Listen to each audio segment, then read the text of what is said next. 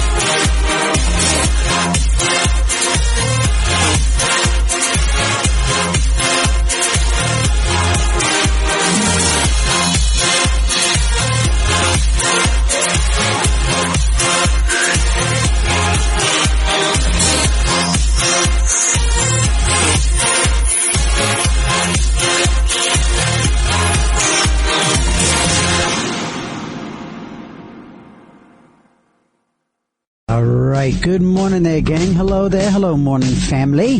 It is me, TJ, here on Another Side of Midnight. 1-800-848-9222. 1-800-848-9222. And, every week I go in saying, I'm not going to do anything serious. I'm not going to do anything that's, heavy. We're not going to do news because just not going to do news because I just don't want to be in the news show or on overnight, late night, and we're going to have, more fun than not fun. We can do that. We can do the more fun without being too heavy-handed and all that. But some stuff just needs to be talked about. And something that irritated the daylights out of it, and this is kind of how I end up determining what I'm going to start talking about at the top of the program. And that is something that'll just be really burning a hole in my intellectual pocket.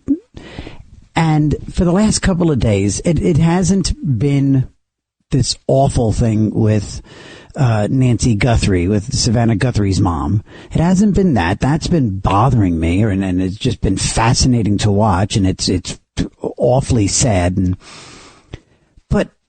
I hate to say that it's political, but the left, the Democrat, they're back to doing what they do. They are right back to the songbook, and it drives me nuts. I'll just cut to it. It drives me nuts when I see the left using kids as pawns.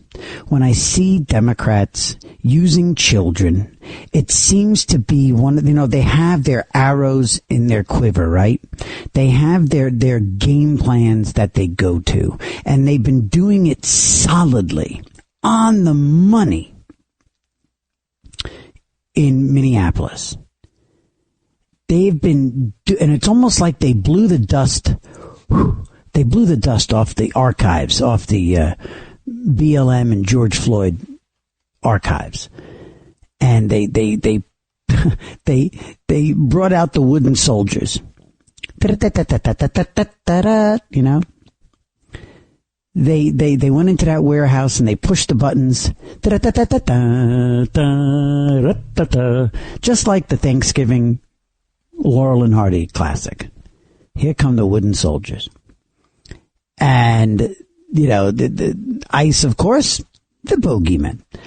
But the soldiers are more ideas and tactics. And yes, certainly, you know, blue-haired, middle-aged, liberal white women are certainly 7 times out of 10, they're the soldiers. But one by one, they brought out their usual lines. They brought out their indignation and their how dare you and how dare they. And then they brought out their taunting tactics and their getting in the way tactics and their obstruction getting in the way tactics, their obstructionist tactics and their agitation tactics. And, you know, and they get to the psychological stuff and all the while, they're hoping for the worst. Because now, don't forget, this time, this was about a distraction.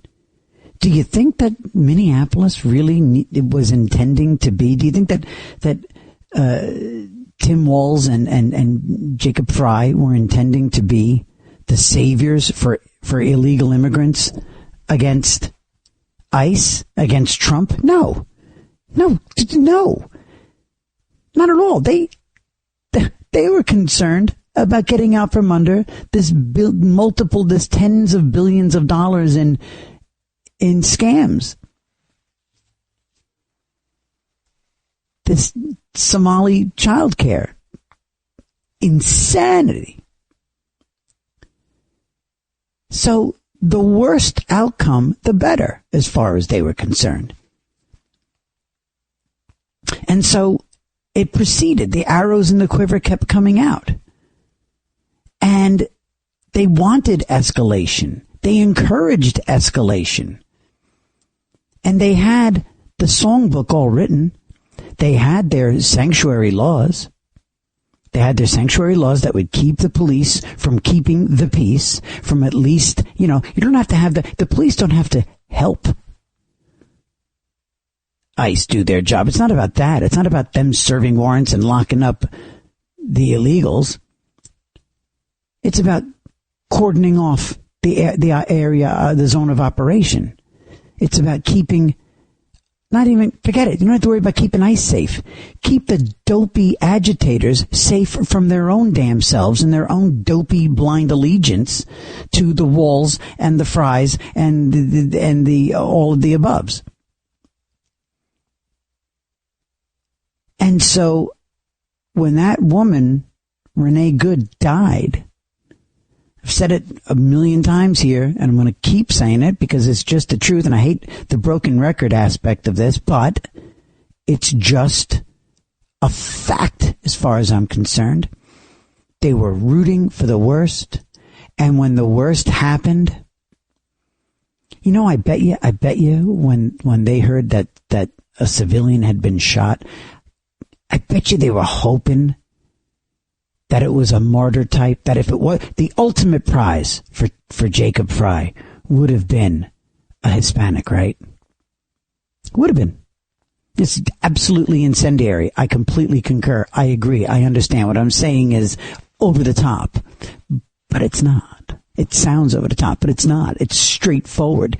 Jacob Fry, if I was a betting man, and it is Super Bowl weekend, I would bet that Jacob Fry crossed his fingers and said, please tell me it's a Hispanic.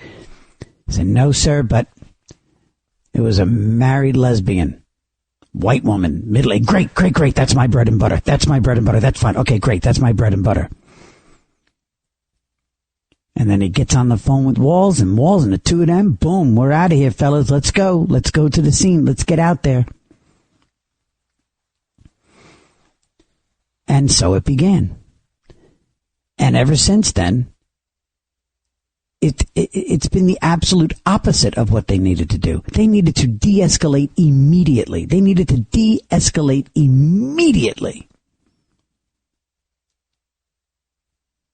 And they never did. They instigated. They fanned the flames. They threw gasoline on that fire. And who ended up, to fast forward, and by the way, when they had this pretty guy, get it, when he was shot, they made sure to pretty up his resume and pretty up his workload and you know, rather his resume and his get those pictures out there of him praying by a casket or something, because he worked at the VA hospital. All right, good. You work at the VA hospital. Very, very good. You don't jump between a federal agent and his target. You don't do that. I don't care what you do for a living. I don't care if you're a cop yourself. Can you imagine? I don't care if it's even a cop. I don't care if it's another ICE agent who suddenly had a change of heart and he jumped in the middle. Sorry, no, you might get shot. Don't do that. Stupid. Who ended up de-escalating? Who ended up taking the air out of the balloon? The president. And so, anyway, where are we today? Today we're at the point now where they've gotten all the mileage they can get out of the poor lawbreakers in the first place. They've gotten all the mileage they can get out of the illegal immigrants. They've gotten that all. They've wrung that napkin dry. And they've gotten pretty much all the mileage they can get out of the white, middle-aged, liberal women. Those women who make themselves ugly on purpose. I don't know why. God, can you imagine being married to one of them? Good Lord in heaven, can you imagine being married to one of them? And the same thing, and the men who are married to them, my wife says it all the time. My wife says, what woman on this planet would ever want to sleep with a man, and she says it with air quotes, a man like that? Well, yeah, they're made for each other. It is so pathetic. So they've gotten the mileage out of those people. So where are they turning to now? They're turning to the kids. They're turning to the children, just like they always end up doing. They turn to children. So this week, they started having the walkouts. Encouraging kids to leave school, leave the classroom. Walk out of school because it's worth it. Walk out of school. Go out there. Forget all of the insurance risks. Forget all the insurance risks. Forget all the liability and the inherent insurance risks. Forget all the liability of having children walk out of school while they should be in the building. Forget the idea of children leaving their classrooms. Forget the example that it's setting. But it's not surprising because, I tell you what, you've seen this. It's great. It's really grown, by the way. There was I love when it began, and now it's just exploded in the spirit of the Shirley kid. This libs of TikTok. You've seen this? You've seen this libs of TikTok? Because now they post everywhere. They post their stuff on Instagram and Facebook, and you see it all over the place. It is magnificent. It is marvelous. Nothing better than exposing these absolute lunatics for who and what they are. In the last week, I've seen nurses fired, teachers fired. I've seen school boards exposed. I've seen doctors and first responders fired. I've seen nursery school teachers losing their jobs, because rightfully so, because and it's not because they're exercising their free speech. Do your free speech. Post your videos. They're posting that's not what they're getting fired for. What Libs of TikTok will expose liberals for their lunatic rantings, which is fine. But when they cross the line, when they call for harm to be done to people, when they find a nurse who's advocating to and telling other nurses how to administer drugs that will induce paralysis or blindness or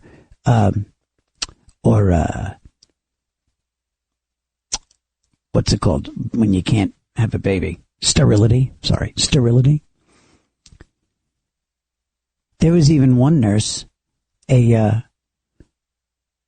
neonatal nurse who was, I think she might have been a doula.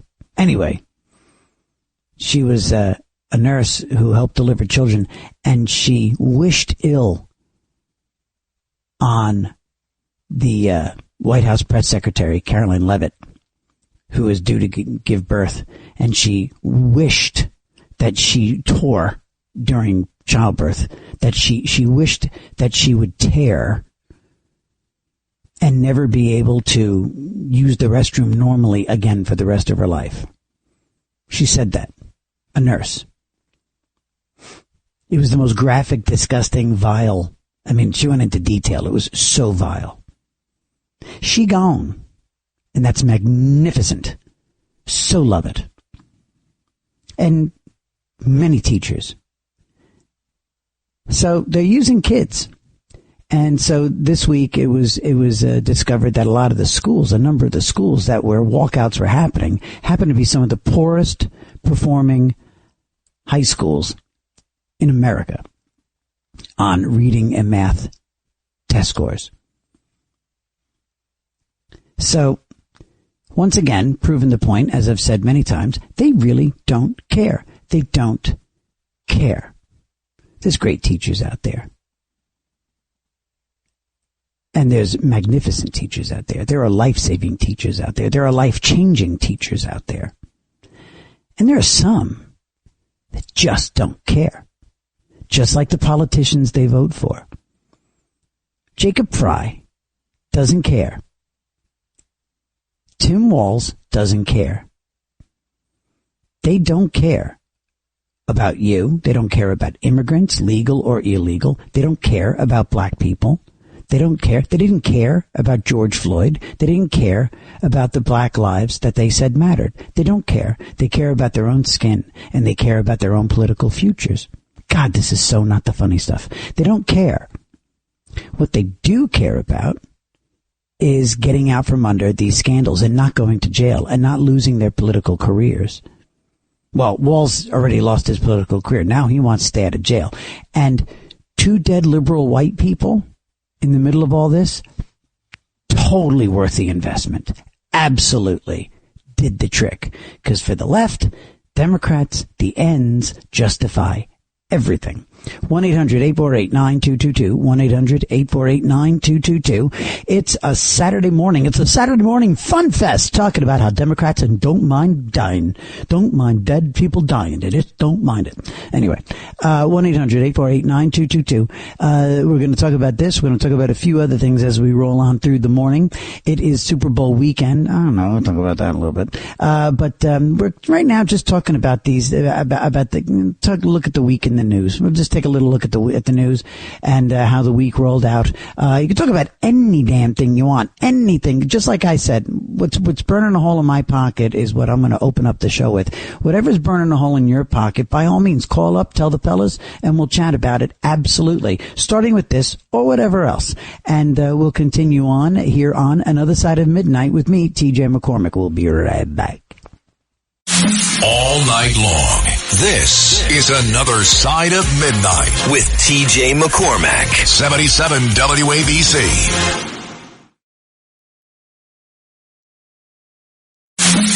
It's Another Side of Midnight. Political humorist TJ McCormack. Now, to the Bernard McGurk studios of 77 WABC. Here's TJ McCormack.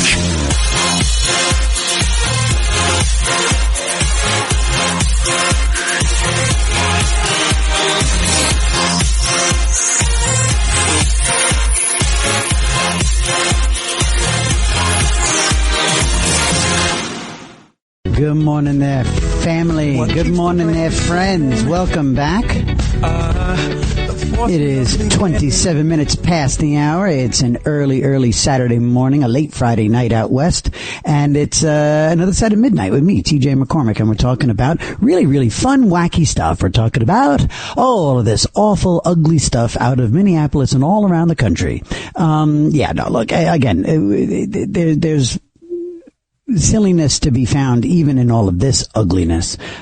Silliness like Eric Swalwell, who, it's funny, he's always like just a step behind that dopey idiot out of California, or who currently lives in Washington and is somehow running to be governor of California, even though he is a congressman from California, who lives full-time in Washington. Apparently, he has not spent enough time in California to actually be a California resident. He doesn't own a home in California. The only home that he owns is in Washington. In fact, he uses his lawyer's address for his voting address in California, which is inappropriate, illegal. I mean, this is a sitting lawmaker. This is one of those guys that I just wonder, when you break a rule like that, how in the sweet feathery Jesus does that not just automatically get a knock on the door from whatever oversight? I mean, how is Eric Swalwell allowed to be qualified to be a congressman in the first place? Granted, he was elected, but I mean, you have to have a certain amount you have to have residency. I know every state has different rules, but like, I know for sure that you can't have an illegal voting address and qualify to be the congressman from that area. It just can't be. Anyway, so this idiot, truly an idiot. And if this voter apathy thing, if this stupid, dopey voter, Republicans eventually have enough with their representatives if they don't do the job, or if they are an embarrassment, or if they, tend to be a racist or an anti-Semite, or they're caught with, two wives. Republicans cannot vote fast enough to get rid of these embarrassments. And too often Republicans, bend the knee to pressure from Democrats to get rid of guys that turns out really it wasn't that big a deal 2 months later, but they bend to the pressure. Swalwell. I mean, what is the benefit? You're going to get a Democrat back anyway. Get rid of him. I mean, like Swalwell is a threat, like Swalwell is the Trump of the California Democrat contingent, that like they don't want to cross him or something like that. You remove the embarrassment, remove the stain, cut out that cancer of Swalwell. You're going to get a Democrat appointed, and then you get a Democrat in a special election. Anyway, what this jerk has been doing is way behind everybody else, but he's out there fanning the flames, talking about using the word executed. I know he's not the only one, but when he does it, it's particularly ham-fisted. He was out there this week talking about how those two civilians were executed in the streets. Executed in the streets. God, I loathe him so much. How does that not make, I mean, I would almost say especially Democrats. How does that not make Democrats especially queasy? I don't know. 1-800-848-9222. 1-800-848-9222. Max is out there. Hello there, Max. Good morning. Welcome to the program. Good morning. Hello there, Thanks for taking my phone call. Of course. I heard you mention about a nurse who had made threats of using some sort of paralytic injection. Yes. And it brought to mind there's this girl by the name of Kelsey Sherin, Sheren. She was interviewed by Jordan Peterson, and all of it had to do with physician-assisted suicide. And it sounds very benevolent. Something that, by the way, Kathy Hochul just passed it in New York State. Max, you stole my thunder. Thank you for mentioning that. I'm going to be talking about that this morning. Go ahead, buddy.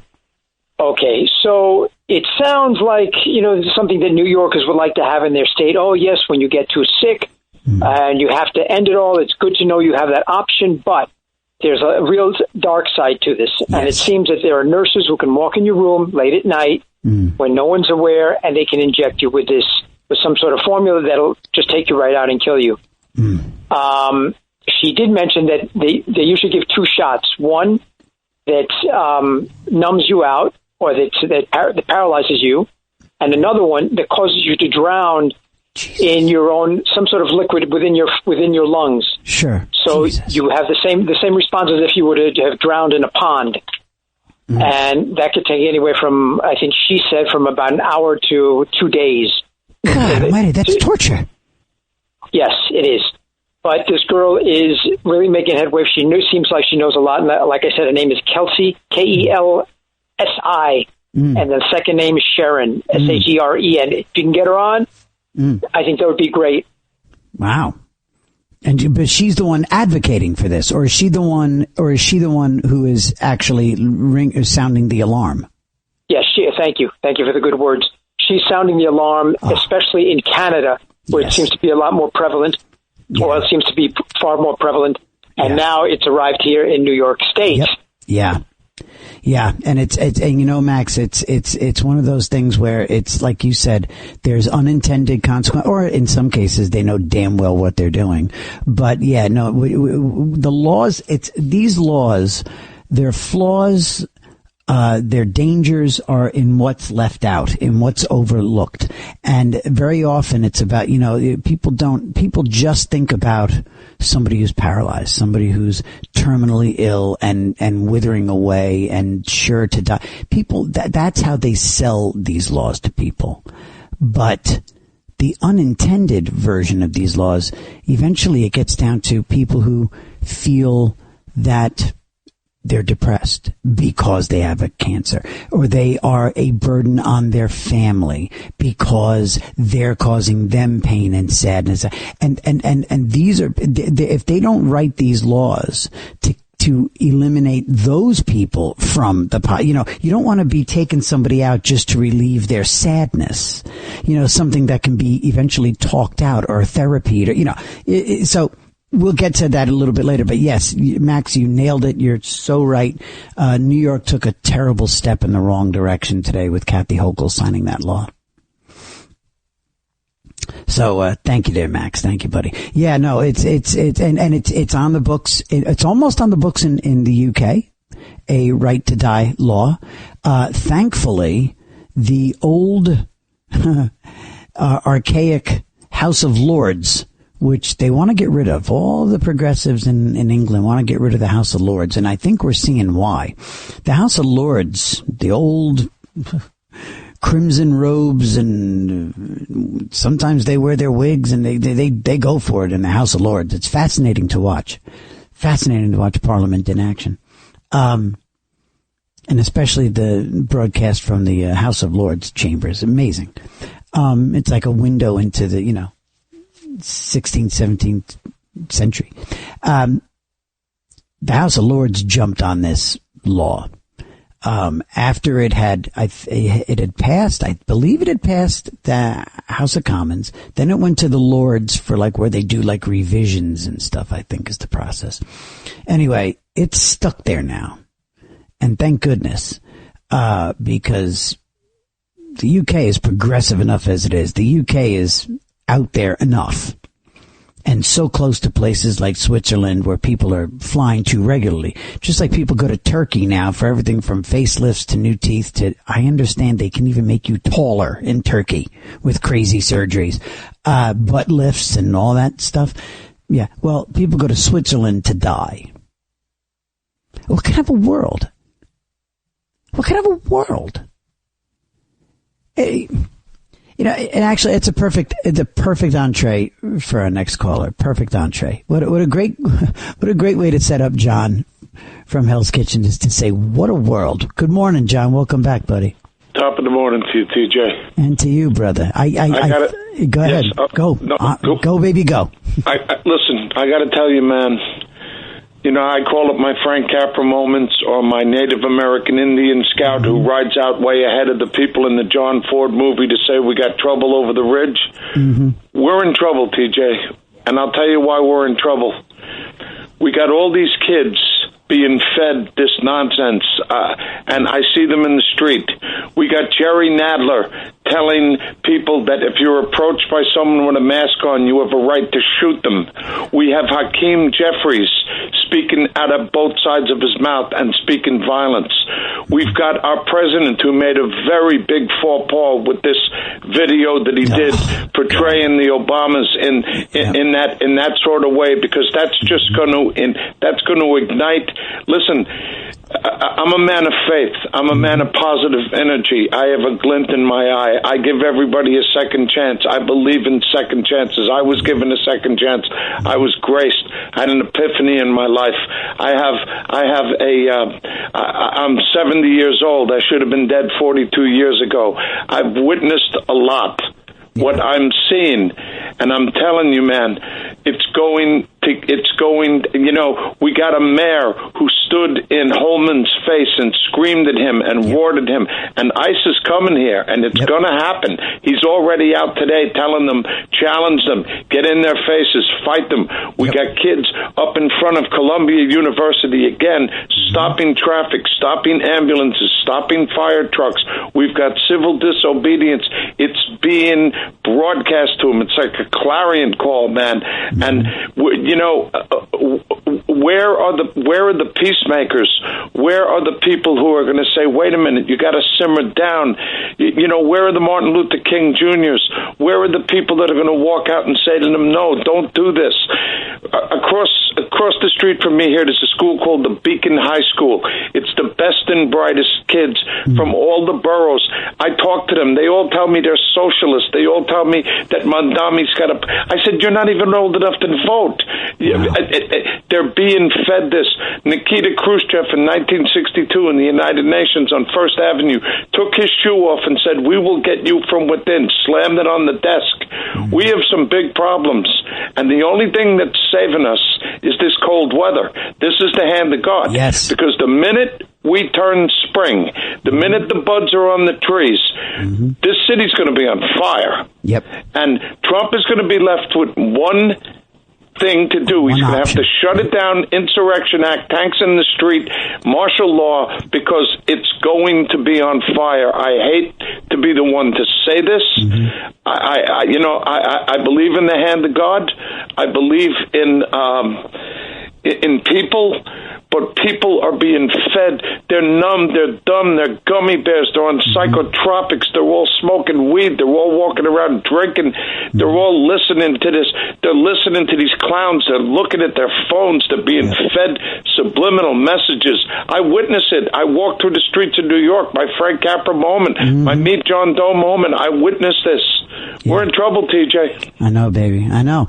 And it's one of those things, they want you. They want you doped up. They want you dumb. They want you distracted. They want you broke. They want you desperate. Netflixed and ice creamed and large supersized sodas, and they want you ignorant, and they want you stupid, and they want you to not see the beauty of life, the grace of life, the miracle of life.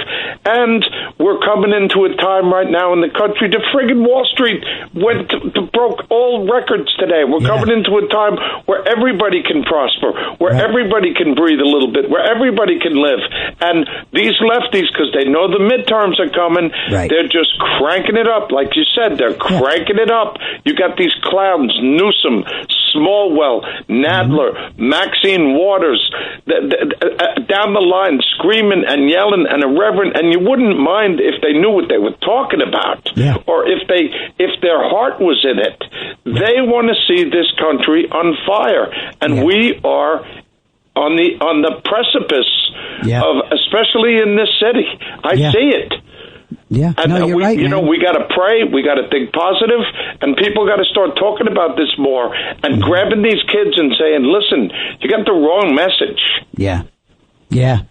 John, do me a favor. We got to figure out a way to be, you know what? I think you might have given your number to Kevin one time when he was on the. Do me a favor. I'm going to ask Bill to pick you up and get your number, and Bill will get it to me because I want to get you into the studio one Saturday. I know we talked about that, and I want to get that booked. So hang up. Don't hang up. Let Bill take you. And Bill, please grab John's number so I can send him a text and we can book him into the studio. Maybe he can bring somebody from his neighborhood along. I'd like to put together a Saturday morning with a bit of a summit. That's kind of what I'm thinking about for the show, by the way, gang. I'd like to build at least once a month a Saturday morning summit where we get, and it's not reinventing the wheel. I know other people have done it in this time slot. The great Joey Reynolds used to do a big sit-in when I was a stand-up. I used to come in and into the city and sit in with like 7-8 other people on a radio show for like 3 hours on another radio station, and we would just go. It was a lot of comics and actors and singers and sports people and columnists, and it was nuts. I'd like to do something like that. 1-800-848-9222. 1-800-848-9222. What John alluded to is so absolutely right. You know what? And again, something else that we've sort of mentioned before, what they're doing, and it's great the way he just put it, because that's how I've put it. So of course I think it's absolutely magnificent, brilliant. But what John said is right. They need this country on fire. The left cannot have a President Trump and a great America. The Democrats, forget the left, the Democrats cannot have. They just cannot have it. It just cannot be. They cannot have a great America under Trump. And the closer we get to great, God forbid, they are on a mission. You know what? This just, talk about epiphanies. It's just crystallized for me. The same exact passion and drive that MAGA has to make America great again. Pretty much everything that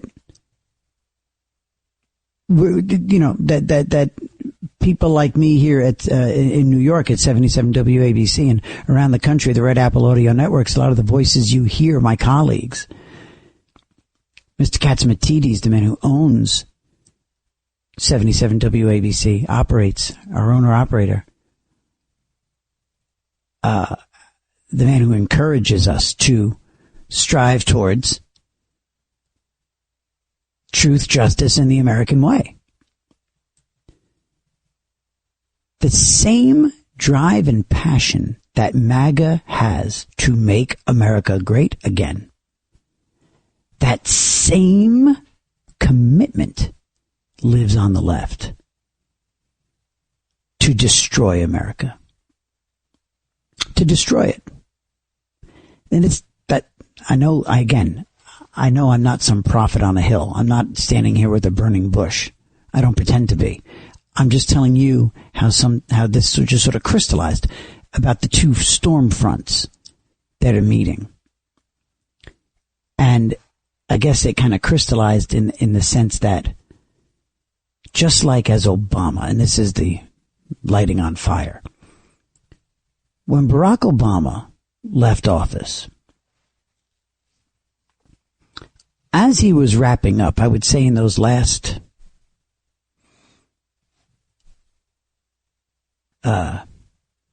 couple of months, right? That last half a year, that last year of the Obama administration.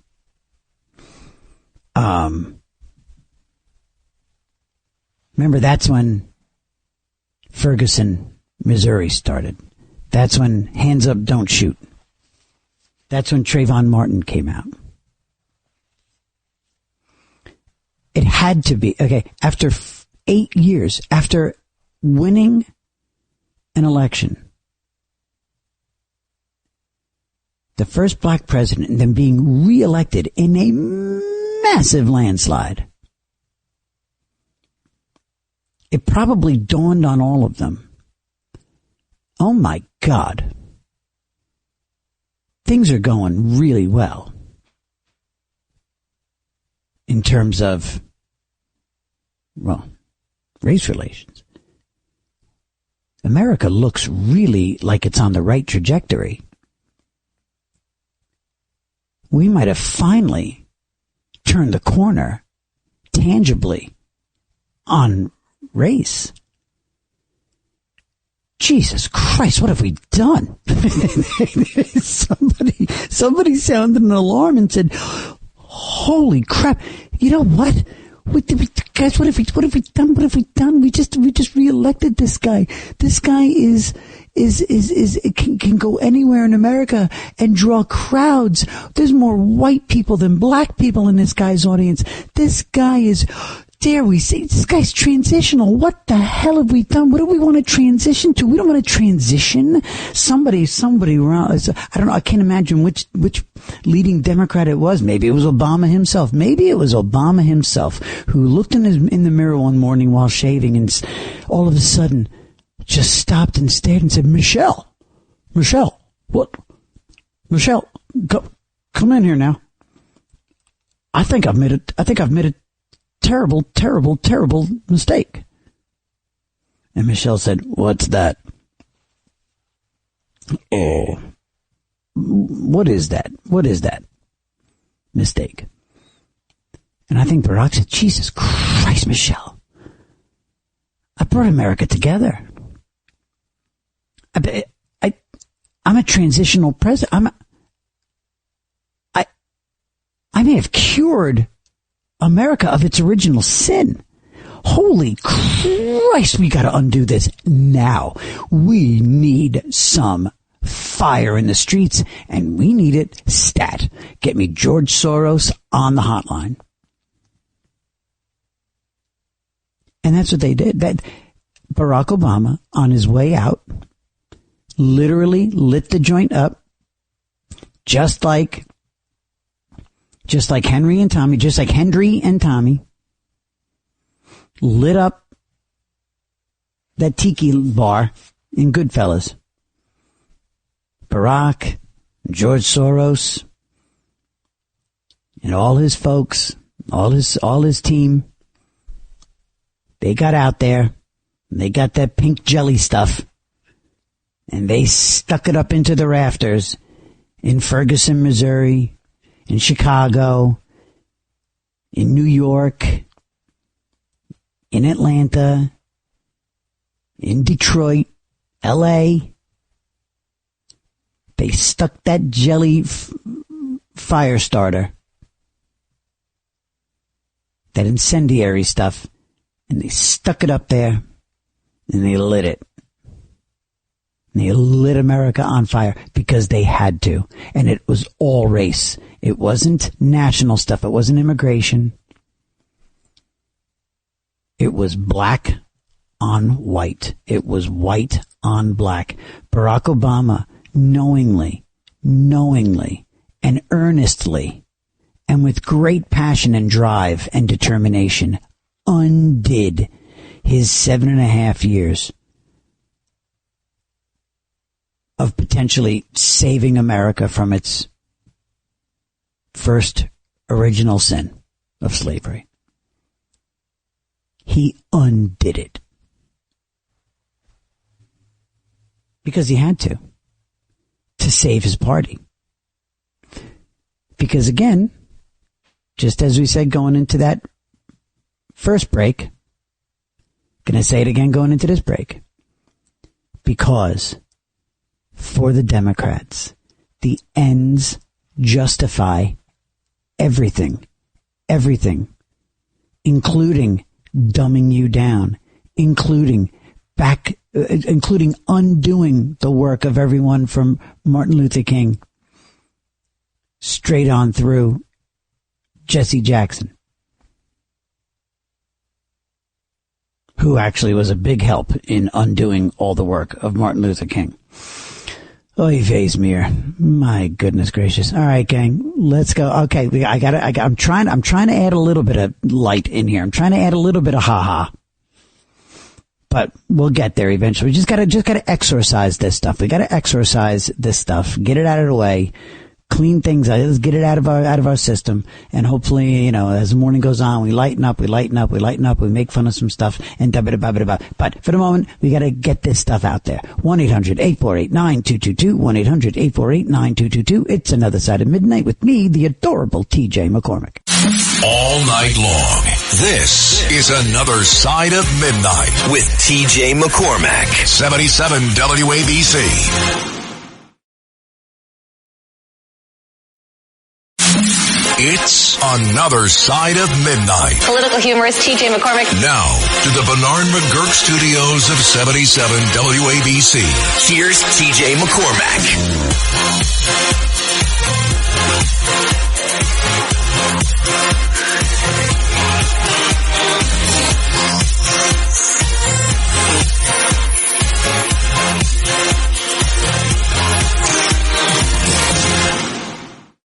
Friends and family, hello there.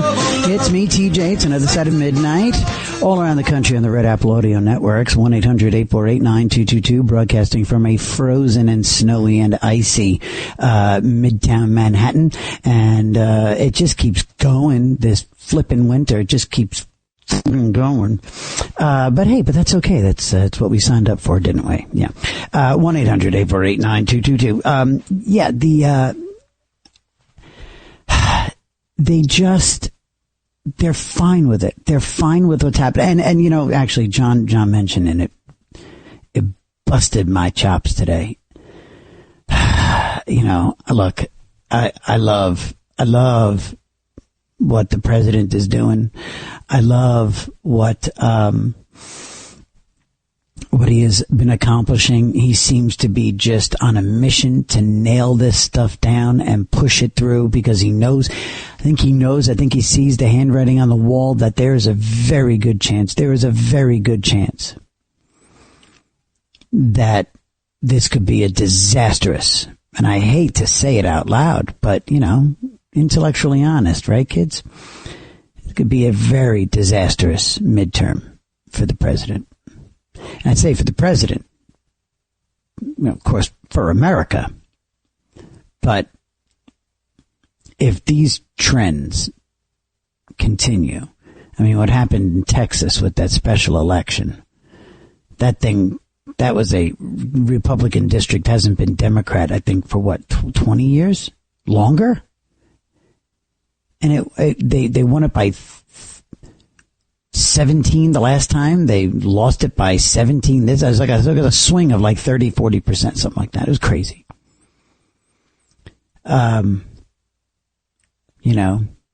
That was just the other day. That was this week. So it's not looking good. And my concern is I'm almost past the House. I'm pretty much almost ready to stipulate that that's over. I know you don't ever give up the ship, and I hope I don't get called out and chastised by the president. He has seen me on TV before and blown me up really nicely for something he liked. That did happen. But I'm always afraid that he's going to hear me on the radio being real honest. But the real concern now is the Senate. See, and here's the question. And I see Lamar there. Lamar, we're going to go to Lamar at the top of the next hour. So Lamar, hang in there for the top of the hour. Please hang in there during the news, and we'll come to you in the top of the next hour. See, here's the thing. If the House and the Senate both flip and go Democrat, the question is, will the Democrats, they're going to have a choice. They're going to have a choice of undoing everything that the majority of Americans voted for, right? They're going to have a choice of undoing all of those things, stopping them, in the courts to impeaching, or they could come in and be the adults in the room and say, we've been screaming and shouting and crying for 2 years. Now, we're going to show you how we think it should be done the adult way. Fat chance. It's another side of midnight with me, TJ McCormack. We shall return. It's another side of midnight. 77 WABC.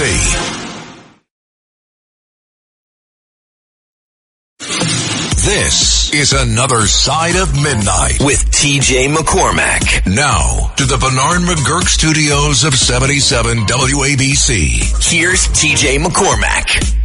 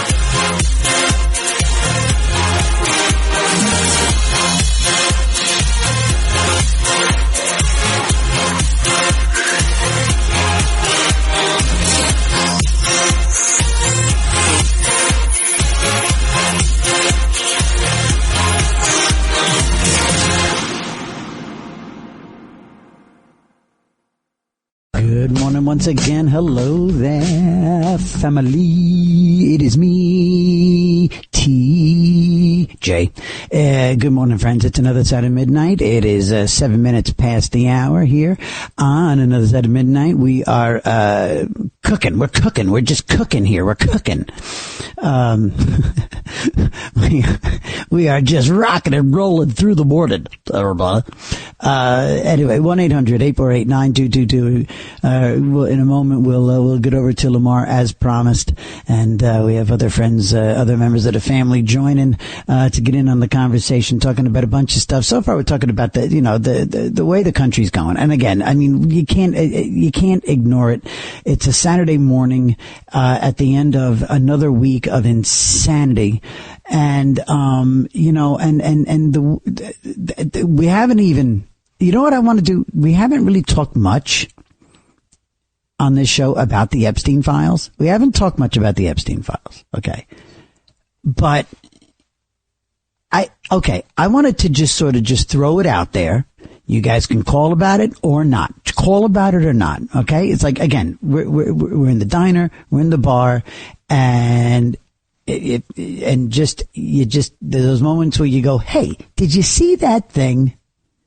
You know what I mean? And you lean to your buddies, your girlfriends, whatever, and you say, or as the waiter's putting down the food, you're out to dinner, and you go, and so there's kind of a break in the action, and then it occurs to you, and you go, is anybody watching that such and such on Netflix? Okay, so here's that moment for the show right now. Did anybody happen to see? Actually, wait, I was like, real quick. Let me back up just real quick. There were more than a few moments, more than a few instances over the last couple of years as the Epstein files fever started to peak. And it started popping up more and more, and it was never the first time you heard it, but you would hear it more and more, that Epstein was an agent of the Mossad. He was an Israeli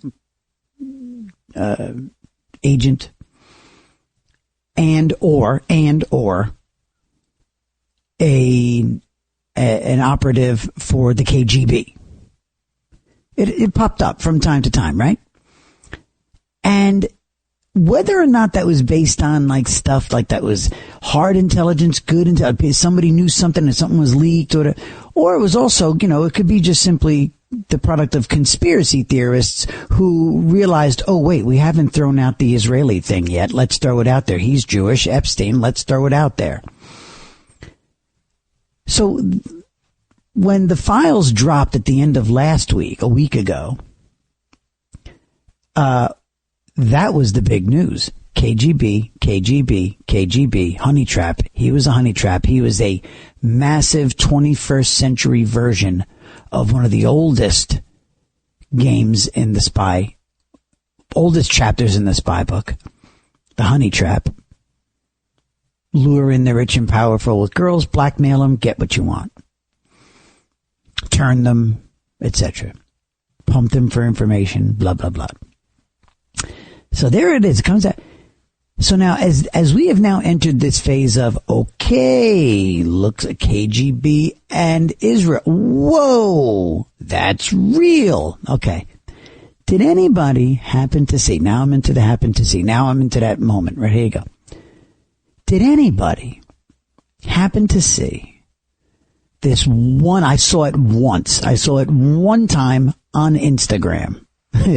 Your diligent host out there combing the news. Hey, but listen, that is where you find the news these days. Popped up once on Instagram. Did anybody see this image of a guy walking through Jerusalem with security? And then listen, AI, ChatGPT, everything. I know.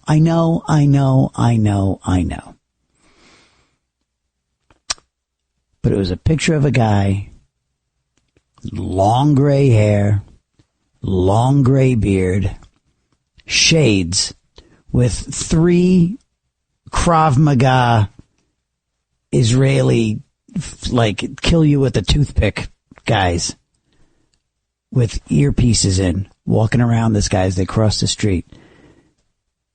Quick glance or a long look, it could be Jeffrey Epstein. Now, I'm not suggesting it is. This could be an art dealer. This guy could be a diamond dealer. And that's not a, it's not a Jew. Guy, I say that because of the armed guard surrounding him. The guy could be, a CEO. Guy could be the CEO of a tech firm, and he's got the 3 bodyguards because, CEOs are assassinated these days by leftists. So, But I say all that to ask, and we're coming up to Lamar in a moment. I say all that to ask, what do you think? This is the blanket question, the casting a wide net. What do you think? Because we haven't touched it this show. What do you think about the Epstein files? What do you think is the truth about Epstein? Just, it's as base as it gets. but we have never talked about it on this program. So I'm casting the widest of nets for you to ask you, what do you think? And wacky is welcome, because it's all wacky. Okay? If you've seen the photos of the in the jail or in the hospital, I'm not sure where the photos are from, but you see the death photos now. They're out there of Epstein. And yes, look, we have to operate that these are real. We have to, because you can always throw doubt and say, we have to at least devil's advocate, right? Let's just go with they're real. All right. Because if we dismiss everything as AI, then we just have no conversation. There's no more talk radio. It's over. So just for S's and giggles, let's not dismiss everything that it's AI. Let's say this photo I'm kicking around is a real photo, but the chances of it being Epstein are, right? Okay. So we can say anything was doctored. We could say the St. John's UConn game tonight was one big AI experiment and they got me. And, UConn beat St. John's. Okay. That was a weird analogy. Okay. 1-800-848-9222. 1-800-848-9222. Let's go to Lamar in Philadelphia. Good morning, Lamar. Oh, did he go? Lamar, call back, please. Rick in Jersey. Rick, good morning, Rick. Good morning, TJ. Hey, how are you? Okay, hold on a second. Let me catch my breath. I have emphysema, so let me catch my breath. Are you all right? I was walking up the stairs. I was waiting to get on. Oh, I'm sorry. Okay, here we go. You're not right on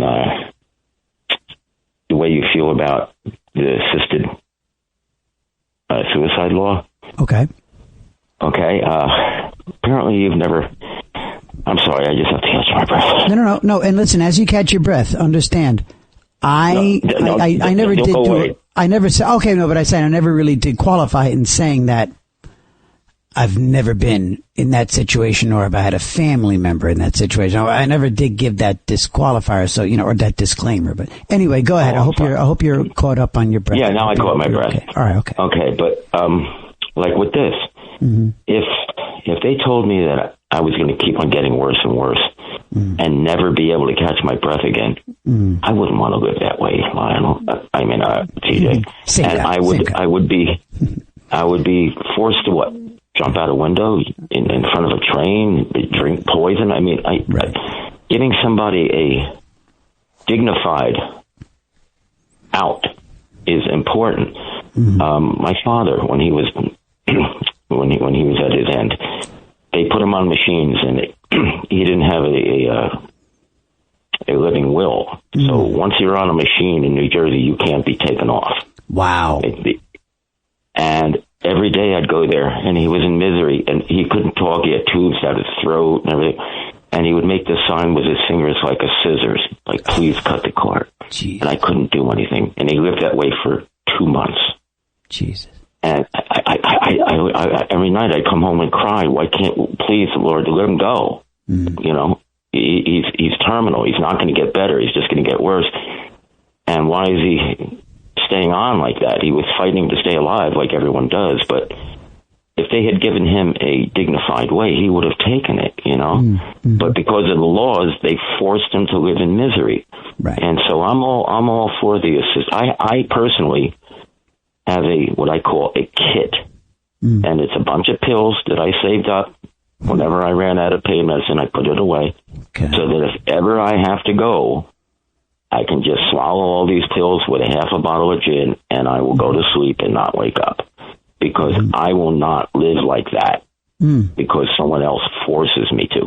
Now, with this new law, I might have a way out, dignified. Right. But I'm not going to allow someone else to tell me I have to be in misery because they don't like the law. And you know what? Yeah, absolutely. And I'm glad that we're talking about it. And I do feel somewhat validated in the sense that what I didn't so much articulate was, I mean, look, when I said, when somebody is paralyzed. So the examples I was giving, I guess you could say, you could attribute those to me. One would it be that I would want to be able to go in a civilized, dignified, dignity, I think being the essential word, dignified way.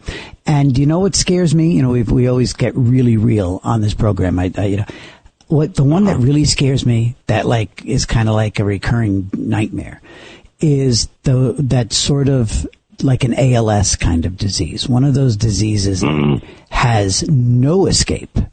There is no other thing. There's no oxygen tank you can carry around.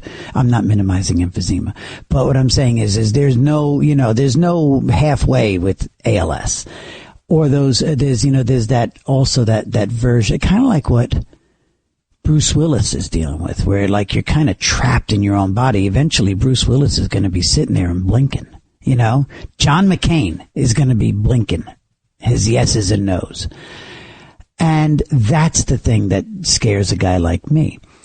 And I say I feel validated because I'm like, well, no. So I can understand the idea of an unnatural death. What does frighten me, and this is what I did articulate, is what they don't write into these laws, the provisions that the bumpers that they keep out. And what happens is in like Canada, it's starting to happen where you've got judges and courts starting to determine, because part of that law is also a burden on the family. There's like financial implications that are in laws in their right to die laws in Canada, where depression qualifies one for an out, where and what they don't take into account, what scares me, is someone who finds themselves getting into a deep depression because they're a burden on their family, or because you know what I mean, Rick? So it's like, I think these laws are worth a conversation, but my part of the conversation is you've got to write in safeguards that keep, again, it's a big leap from someone who is trapped in their own body, can't speak, can't do anything, literally lying in a bed for 30 years. And somebody who is severely depressed. Those are entirely different conversations, right? Reverse. You might all of a sudden feel tomorrow, I feel better. Whereas with what you were talking about, or with the emphysema, I'm not going to, it's not going to get better. I understand. Right. Yes. So I understand what you're saying. You safeguards. Oh, absolutely. Yes. You have to make sure that, like you said, a family member doesn't think, hey, this guy's costing us a whole bunch of money. Let's Yeah, no, that I understand. Yeah. But the way it was, where you just, couldn't do it, and of course the religions that said, you're going to hell for eternity. It's like, well, then why would God put me in this situation? Exactly, Rick. And I think anytime this conversation comes up, I think anybody who participates in the conversation has to participate with an open mind, and has to really take to heart the whole notion of walking a mile, or not being able to walk a mile in someone else's shoes. So I'm with you, buddy, and I hope you have a decent weekend. I hope the emphysema gives you a break this weekend. Okay. Well, by the way, what's that, buddy? The raccoons say hello. All right, don't freak me out. You had to do that, right? You had to use your good breath. You had to use the wind that you have to freak me out with the raccoons. Oh, God, Rick, how dare you. All right, go put that wind to good use, please, sir. Have a good, decent weekend, Rick. I love when you call. Thank you, pal. And thanks for having a sense of humor with me. 1-800-848-9222. When we come back, we'll get to Silas, Martin, and Pete. And let me know if Lamar calls back, because I'd be curious to talk to Philadelphia, see what was on his mind. All right, gang. We shall return. It's me, TJ, here on Another Side of Midnight. All night long, this is Another Side of Midnight with TJ McCormack, 77 WABC.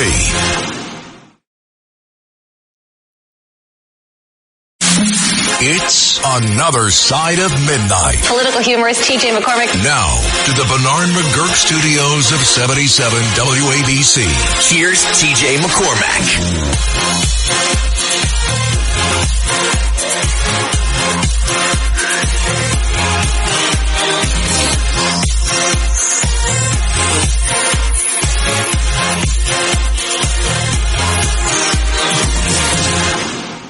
It's me, TJ, talking to you from a very, very cold and snowy and slick and icy New York.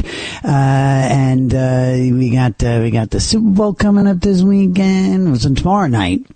We'll talk a little bit tomorrow morning. We'll talk a little bit about the Super Bowl and a few other things. This morning, we're kind of just sort of exorcising some of this obnoxious news from the week. Things got real stupid, got real sick. The left keeps doing what the left is doing. The right just doesn't seem to be able to get out of its own way. All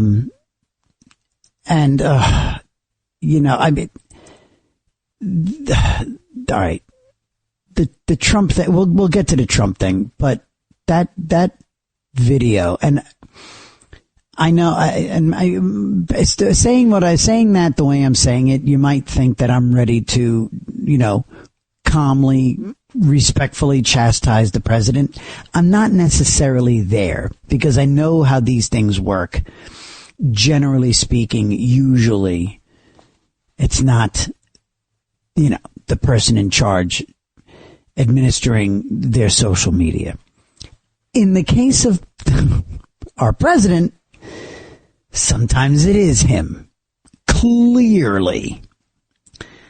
Anyway, we'll talk about that, but that was just that was so bad. That was just so bad. The Obama thing. It was stupid. It was bad. It was ugly. It was dumb. Anyway, there's plenty of time to talk about that. Well, we'll get to that. But the question of the moment is, well, first of all, we've been talking about Minneapolis again.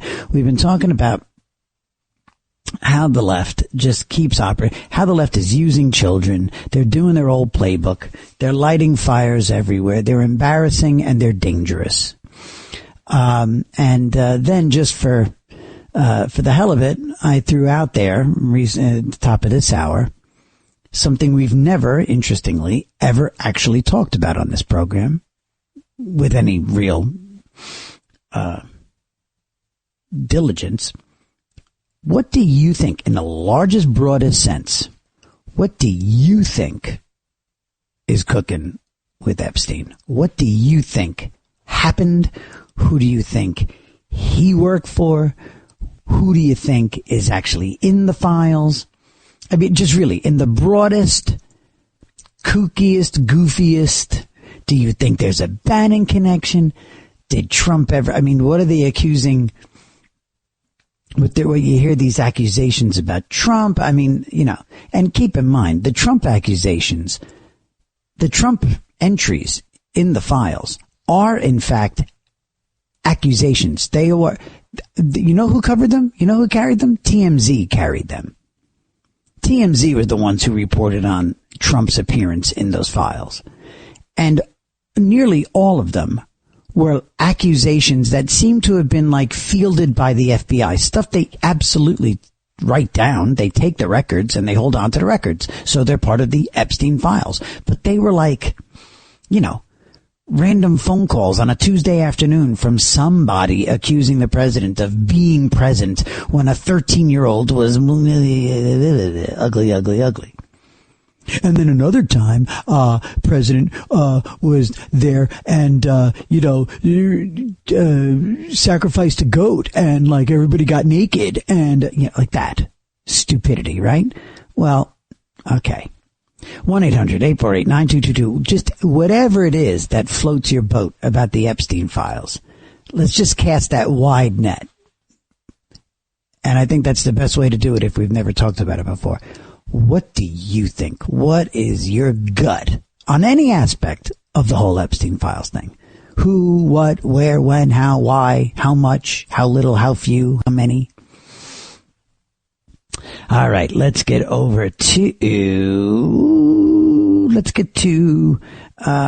Nat in Manhattan. Nat, good morning. Actually, it's Matt from the Bronx. Oh, good morning. Yeah, good morning. So, with regard to Epstein... Oh, wait, you're Matt from the... Wait, hang up on Matt. We don't talk to Matt. Matt is the Matt, I just remembered Matt from the Bronx is our anti-Semite, so we don't talk to Matt. He was going to mention a book probably, and then he was going to get into why Israel. Yeah.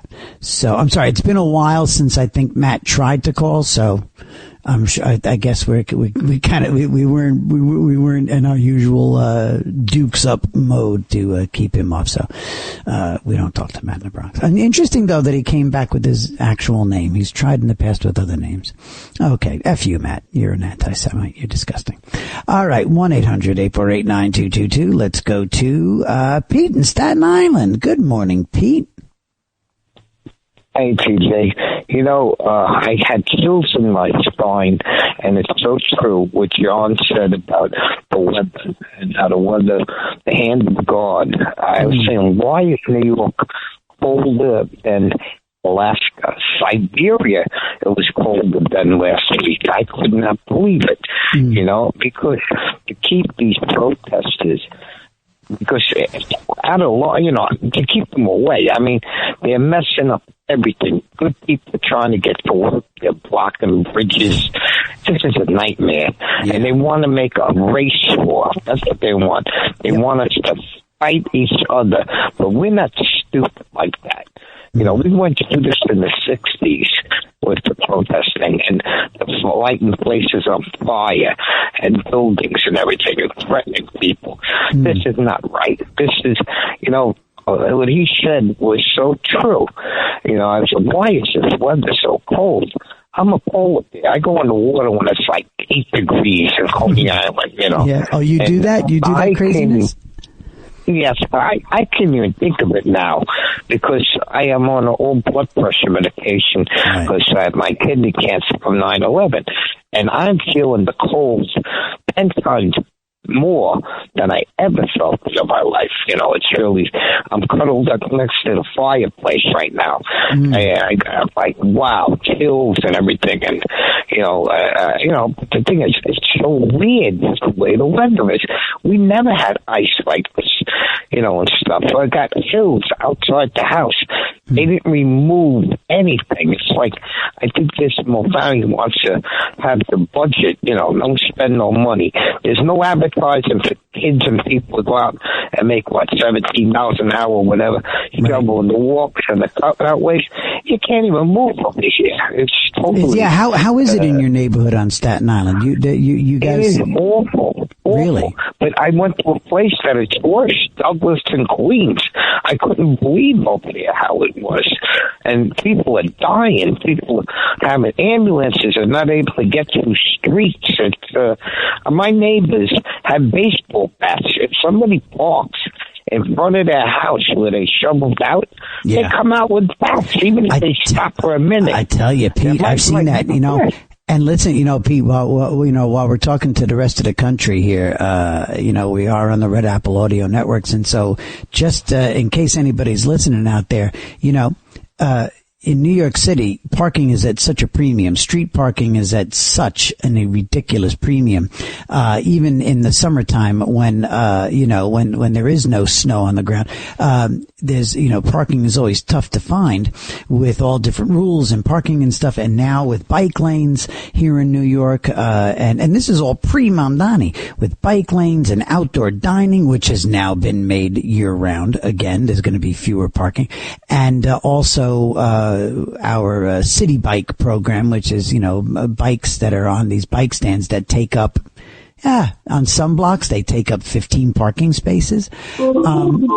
And so what Pete's talking about is how people, this particular snowstorm has brought about this phenomenon that you haven't seen in the past, because usually by now the snow has been removed. But in this case, Pete, right, there's people that are not just fighting over parking spaces, they're knocking each other out with baseball bats. And it's really, really scary. My daughter can't park unless she can get into my driveway. And my driveway people blocking it. And, you don't even attempt to call the police on this because the police can do nothing, because when they come, they see them on the bell camera and they go out and move the cars.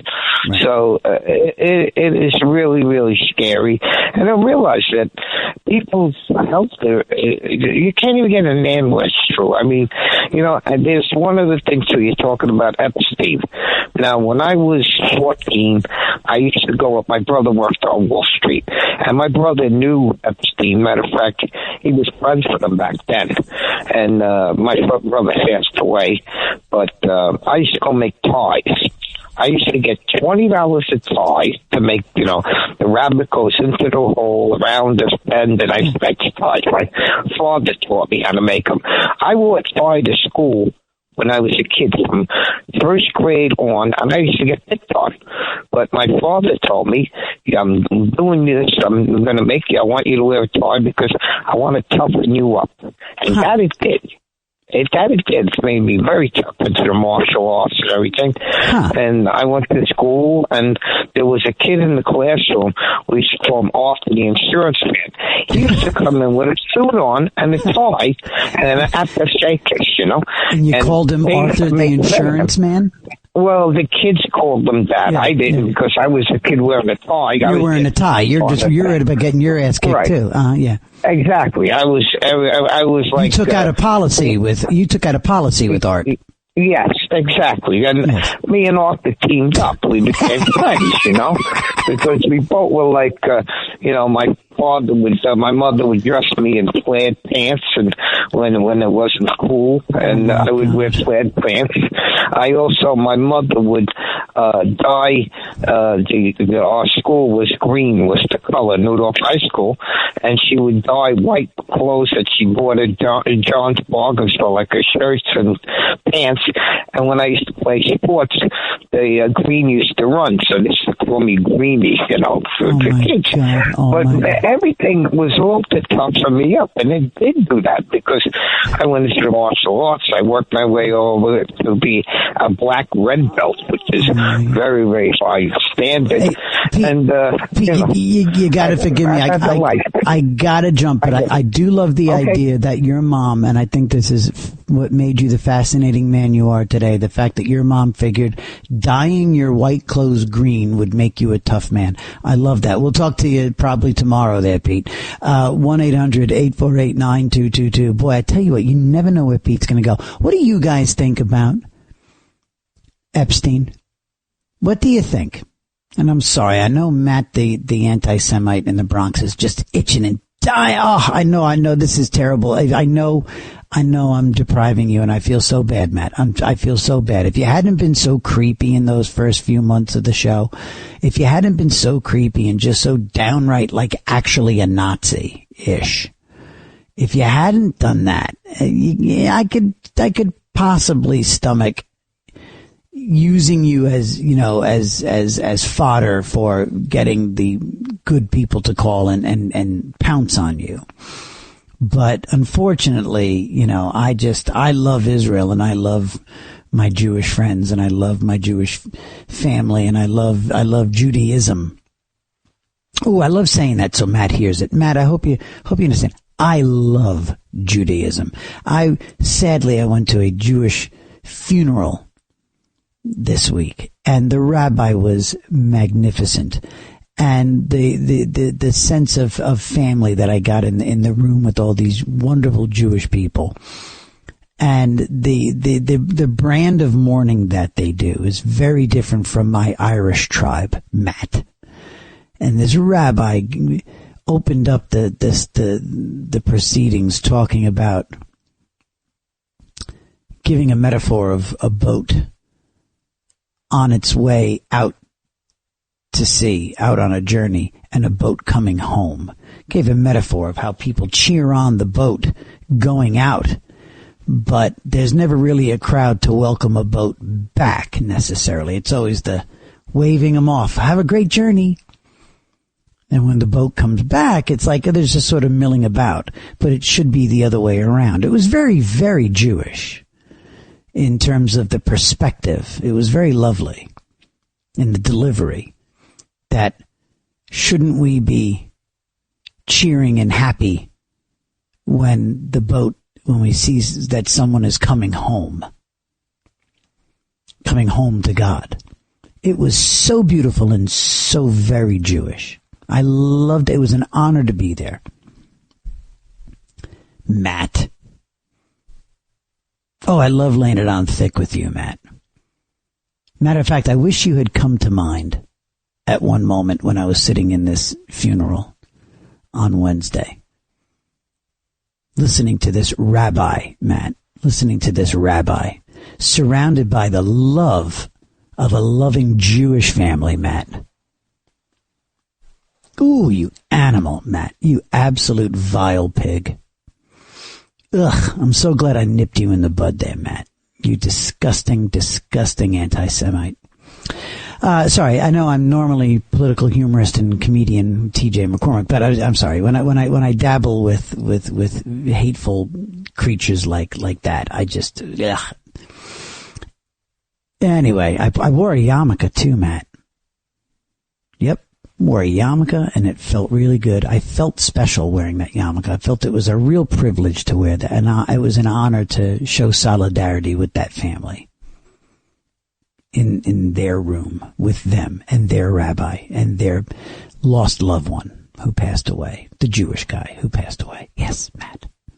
I honored a Jewish man with a bunch of Jewish friends. Matt.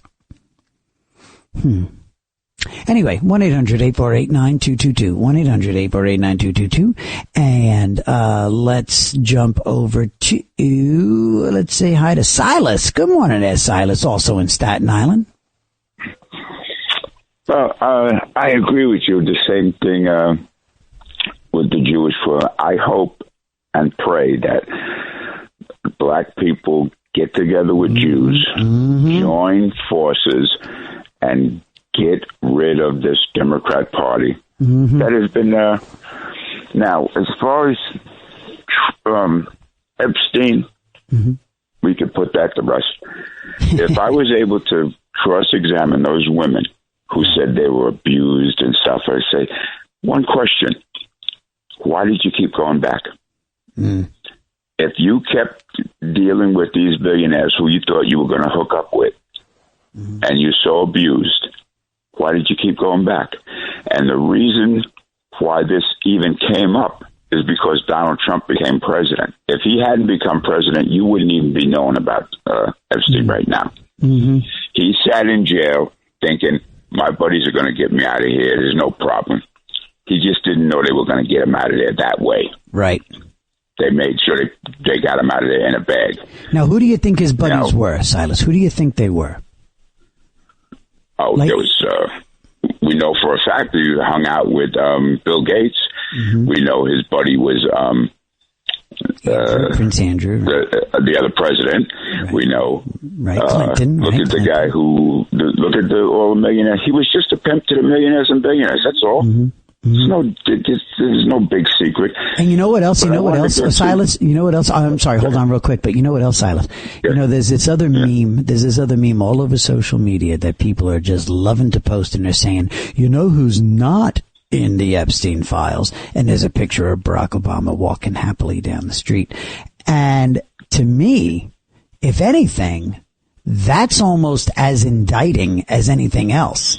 That almost tells you who's pulling the strings on this one. You know, the fact that Obama does not appear in any way, shape, or how does an American president during that era not show up even in passing, because if your name appears in these files, you're considered in the files. How does Obama's actual name, even in a reference, even on background, right? That is indicting.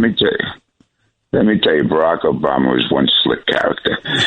He had no intentions of making America great. You can remember one of his quotes: "America needs to get off its high horse." Remember that? Oh, and he also said, "We're not so special." Yes, we are. America is special. Yep. So now remember the so-called war on poverty? Sure. And the billions of dollars spent on it. if they did it the way Trump wants to do it, by giving kids even $1,000, how not only would they be wealthy, but how savvy they would be financially. Yeah. Could you imagine the 14% of black Americans, if even half of them were all wealthy? We learned that, you remember all the bad contracts that, like, Van Halen and all said they made Warner Brothers wealthy, but they didn't make themselves wealthy. Bo Diddley famously, right? Bo Diddley was absolutely robbed, right? Yeah. Right. Then people got smart, like 50 Cent, Jay-Z and all. They learned to get savvy with money and learn to help themselves. Taylor Swift got out of her contract. This country would be so wealthy, and we wouldn't even be in $1 trillion debt had they done that back in the 60s. Yeah. That's why they're afraid of Trump. Trump is a common sense businessman. He's no genius, but the fact that he does things common sense makes him a genius. And that's why they wanted to kill him. 100%. And that's why the communists and the socialists latched on to the Democrat Party because they saw there was greedy people, stupid people, and like Swalwell, people like that rise in the Democrat Party because the communists embraced them. Yeah. And they go to the children, just like Hitler went to the children. You gotta, and some of these, and put them with the stupid people who want to be used, like the awfuls, all the white liberal women out there who want to be a part of something. Right. And then they're indoctrinating their own kids into dopey things like communism. We have to counter that. I got in contact with the Republican Party here to speak there because we can't give up. No. The same way we were in trouble in World War II, the same way we were in trouble with the Civil War, we have to fight back. And we've got to start teaching younger people and older people. The Democratic Party has simply been taken over by socialists and communists. That's all. Yeah. Oh, yeah. No, that's it. They're driving everything now. So I got to jump, Silas. I got to take a break here, Pally. I'm sorry. Yeah, no, we'll talk about this too, about, in a few minutes, we'll talk about about what's going on in not only in New York, but around the country with, Democrats being taken over by socialists. Even the moderate Democrats are now being influenced by the crazies, and, they're driving policies. People like, again, the reason Kathy Hochul is signing bills like she did, are because she's, scared out of her mind, of being challenged by, by socialists. And it's driving already far left Democrats to crazier extents and fringes of the left. It's so friggin' dangerous. It's ridiculous. Again, because the left doesn't care. And the left is beholden to the ends justifying the means. The ends justify everything. They are worried about their incumbency more than they are about doing the right thing. They don't see how losing to an honorable Republican is better than caving to a vile leftist. Ooh, and I love the idea that Silas just said the name Hitler because Matt had a little tingle go up his spine. Consider that a gift, Matt, in the Bronx, sitting there in your hateful apartment. 1-800-848-9222. It's Another Side of Midnight with me, TJ McCormack, and we shall be right back. All night long, this is Another Side of Midnight with TJ McCormack, 77 WABC.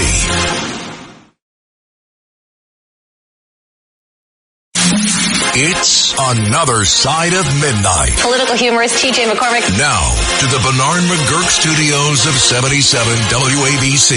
Here's TJ McCormack.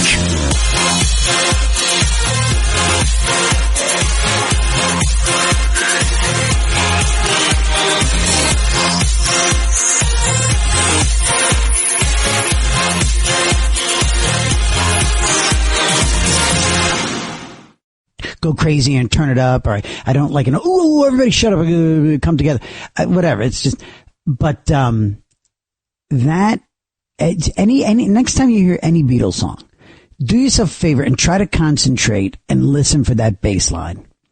Right now, I think Silas is going, yes, Grasshopper, yes, because I'm not a musician at all. My wife is a musician, a singer, and she hears all different notes in songs. It's amazing how she can pick them out, almost like they're being isolated by a computer, by a filter.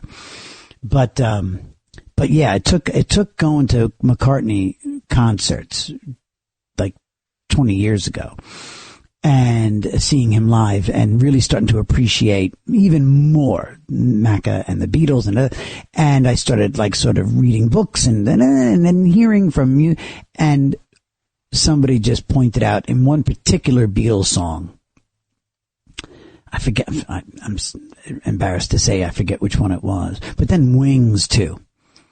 Some of those Wings songs, and you just hear that bass line, you go, oh my God, and how in the hell do you play bass like that and sing? That's nuts. You know what? Tomorrow morning, call back Silas and any other musicians. Maybe tomorrow, that's a fun little topic. We'll talk music. How the hell do they do? Like, I don't know. I can't imagine. I mean, I think it's tough enough to play lead guitar and sing. But to play bass and sing, you're going almost sometimes like counter to the song. I don't know. It mystifies. McCartney, I think, a modern day 20th and 21st century Bach, a Beethoven. That's what he just is. He's a complete freak. He is an absolute freak of nature, Paul McCartney. And if you saw that documentary,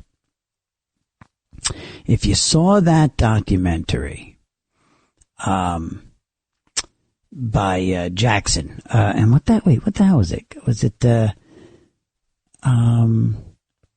fellas, what was the name of the latest documentary on Apple?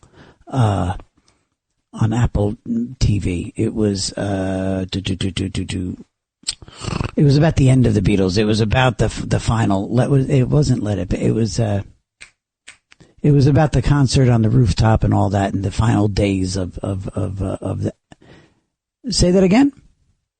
No. It was a different title. It wasn't Abbey Road. It was something else, but it was about that process. It was about ultimately culminating on the roof. And it was in the last like 2 or 3 years it came out. It was absolutely brilliant, because you know what you guys would have loved was the contributions of Billy. Man, I tell you, friends, Billy Preston. Thank you. The Saturday morning shows. I always need pickups. I always need pickups on the Saturday morning shows. I don't know why. I'm sorry. But my brain just starts going, not doing this. Billy Preston absolutely was transformative when he showed up. And there are some moments in this documentary where when Billy Preston was in London for other things, for another project, and he's popped in because he knew the fellas. And he starts messing around on the organ. And they say sit in. And like you talk about happy accidents, they were like just missing something on a couple of numbers. One of them being Get Back. Another one being Don't Let Me Down. Don't Let Me Down, I think, was the one that really... And there's a moment where a camera is on Paul's face. And when Billy Preston comes in with a solo or a fill, it was either a fill or an actual solo with some riffs on the organ. Something that had been completely missing, and Billy is improvising. The look on Paul's face, the look on Beethoven's face when this other prodigy comes in and just starts riffing on the organ on his own, and it just, the look on Paul's face of like, oh my God, like this joy that like he's reading his mind, and that he knew this song and therefore this record and therefore this entire project is just gone to the next level because this dude walked in off the street. Granted, they knew who he was and what he could do. All right. Ready to come down the stretch next hour. When we do, we'll start it off with the one and only Joaquin in Pennsylvania. It's me, TJ. It's Another Side of Midnight. We'll be right back.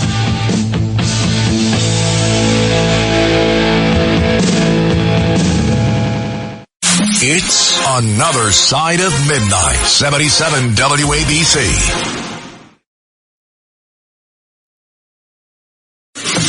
This is Another Side of Midnight with TJ McCormack. Now to the Bernard McGurk studios of 77 WABC. Here's TJ McCormack.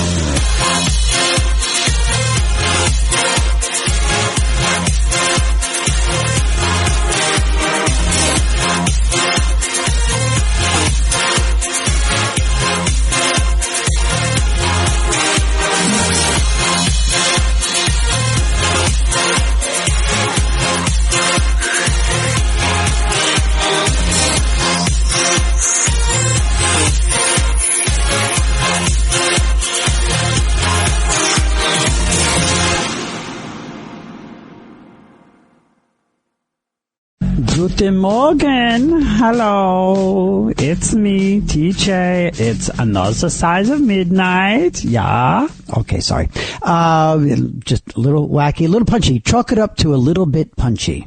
I'm a little bit punchy, and Tony and Bill are a little bit rock and roll. Good morning, gang. It's me, TJ. It's Another Side of Midnight with TJ McCormack, and we are broadcasting to you live from a very, very cold and continuously, obnoxiously cold God almighty, sick of it, cold, and slick and snowy now again. The studios are warm and toasty, but the streets outside are Midtown Manhattan. That's very icy and cold. And we're all around the country on the Red Apple Audio Networks. And we are talking about a bunch of stuff this morning, which is kind of always the indication of exactly what we should and want to be doing here. And we started off talking about about where the left has taken America, and exactly wondering just how much nerve the right has to stand up to it, given that the midterms are coming, and it doesn't look good. It does not look good. I mean, I already said, and I've taken that prediction to other platforms when I do television or other things. I say I can't help but see that the midterms, that the House, it's over. That it's over for the House. I just don't see this trend reversing. Texas just lost a seat. And did it with like a 30-point swing from the last time, like a full, like almost 180. Oy vey, it's bad. So bad that you got to worry about the Senate. And if the Senate goes, it's just, it's impeachment. It's 2019, 2020, 2021 all over again. Or rather, it's whatever the hell it's going to be. It's going to be 2019, 2020 all over again. 1-800-848-9222. And so we're talking about that. Also talking about, I cast a wide net, and basically the question about Epstein is, what do you think? I mean, I cannot think of a juicier, possibly funnier way to float the conversation about Epstein. What do you think? And when I say what do you think, I'm asking in the sense of who were his folks? Who backed him? Who had him? Was it KGB? Was it Israel? Was it both? Was he? Because here's the other thing about Epstein. This guy did not have the pedigree to be so insanely wealthy. I mean, so unbelievable. There was a couple of times where I've found myself walking around the Upper East Side of Manhattan. A couple of years ago, I used to be in the city on a regular basis during the day. And I found myself walking, keeping my exercise up. And there was one time where I realized, wait a minute, that looks familiar. And it was his creepy mansion of horrors. I was right in front of Epstein's mansion. I said, oh, Christ, look at this place. Yikes. Creepy to be right at the site and on the sidewalk in front of. Oh, my God. So creepy. Living scary history. And thing is that guy did not have the goods. He didn't have some kind of insane,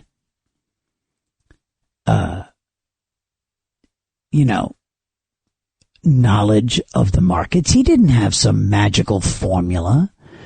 The guy worked at a private school in Manhattan, like a high school, and was not particularly. And I think he had a cup of coffee at Harvard, I think, was it? I'm glad that I'm not completely up on this guy. I'm glad that there's a couple of blind spots for me with Epstein. I'm glad I don't walk around with a wealth of knowledge about this freak. But one thing is for sure, just like probably, who else, who reminds me of this guy with these untold reaches into famous pockets, and supposedly with these magic algorithms that create just a constant wellspring of cash for investors, is the one and only.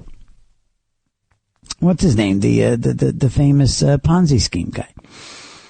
And once that came crumbling down, right? And but Epstein, not only did he not have the pedigree and the education and the skills and some indication that he had some special knowledge of the markets. But even if he did, what in the hell? Oh, by the way, I'm sorry. Clearly it was about women, because he wasn't making Bill Clinton money. What does Bill Clinton need from Jeffrey Epstein other than girls? What does the former Prince Andrew need? What a million years would he need from a Jeffrey Epstein? He doesn't need island vacations. The guy's a prince. The guy doesn't need money. He's wealthy. Lives in palaces, or used to. In stately homes, used to. What did he need? Needed girls. So the guy was a human trafficker. The guy was. And so anybody that, So anyway, I'm curious what you think. Who was paying Epstein? Who killed Epstein? Did Epstein die? Well, I mean, your take on any aspect of the Epstein saga. I'm dying to know, because we never really fleshed it out here on Another Side of Midnight. Just because everybody else is doing it so much, we just never really kind of... So to expedite the process, I'm not getting into niches here. You can. I'm not asking for niche conversation. You can take it to a niche. That's fine. But in the broad sense, I'm wondering, what do you think about the Epstein saga? Where is he alive? Is he? Go wacky. You want to go wacky? Go give me a conspiracy theory. Let's open it up. Let's get something cooking. Is he alive? Was he strangled by somebody? Did somebody get in there while the cameras were off? Was it a Frankie Five Angels? Where he did off himself because somebody said, you're better off doing it this way? And by the way, what do we need the Epstein files for if we have the living, breathing Epstein file herself? Why not just make the deal of all deals with this woman? Make the deal of all deals. I mean, put her in a situation where she either has nothing to lose and everything to gain. And put Ghislaine Maxwell on TV. And let her just talk. It'll be like Watergate. It'll be like what? It'll be like 2 weeks. 5 hours a day. Let her talk. Ooh, there's a hashtag. Let her talk.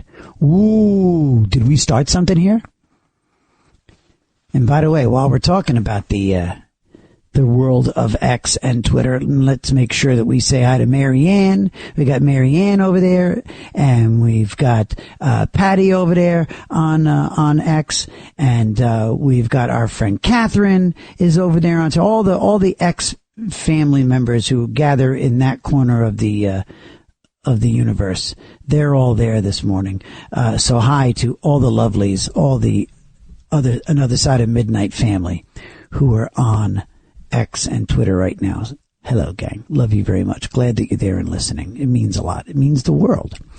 And speaking of who's there right now, let's jump over to Joaquin in Pennsylvania. Joaquin, good morning, my brother.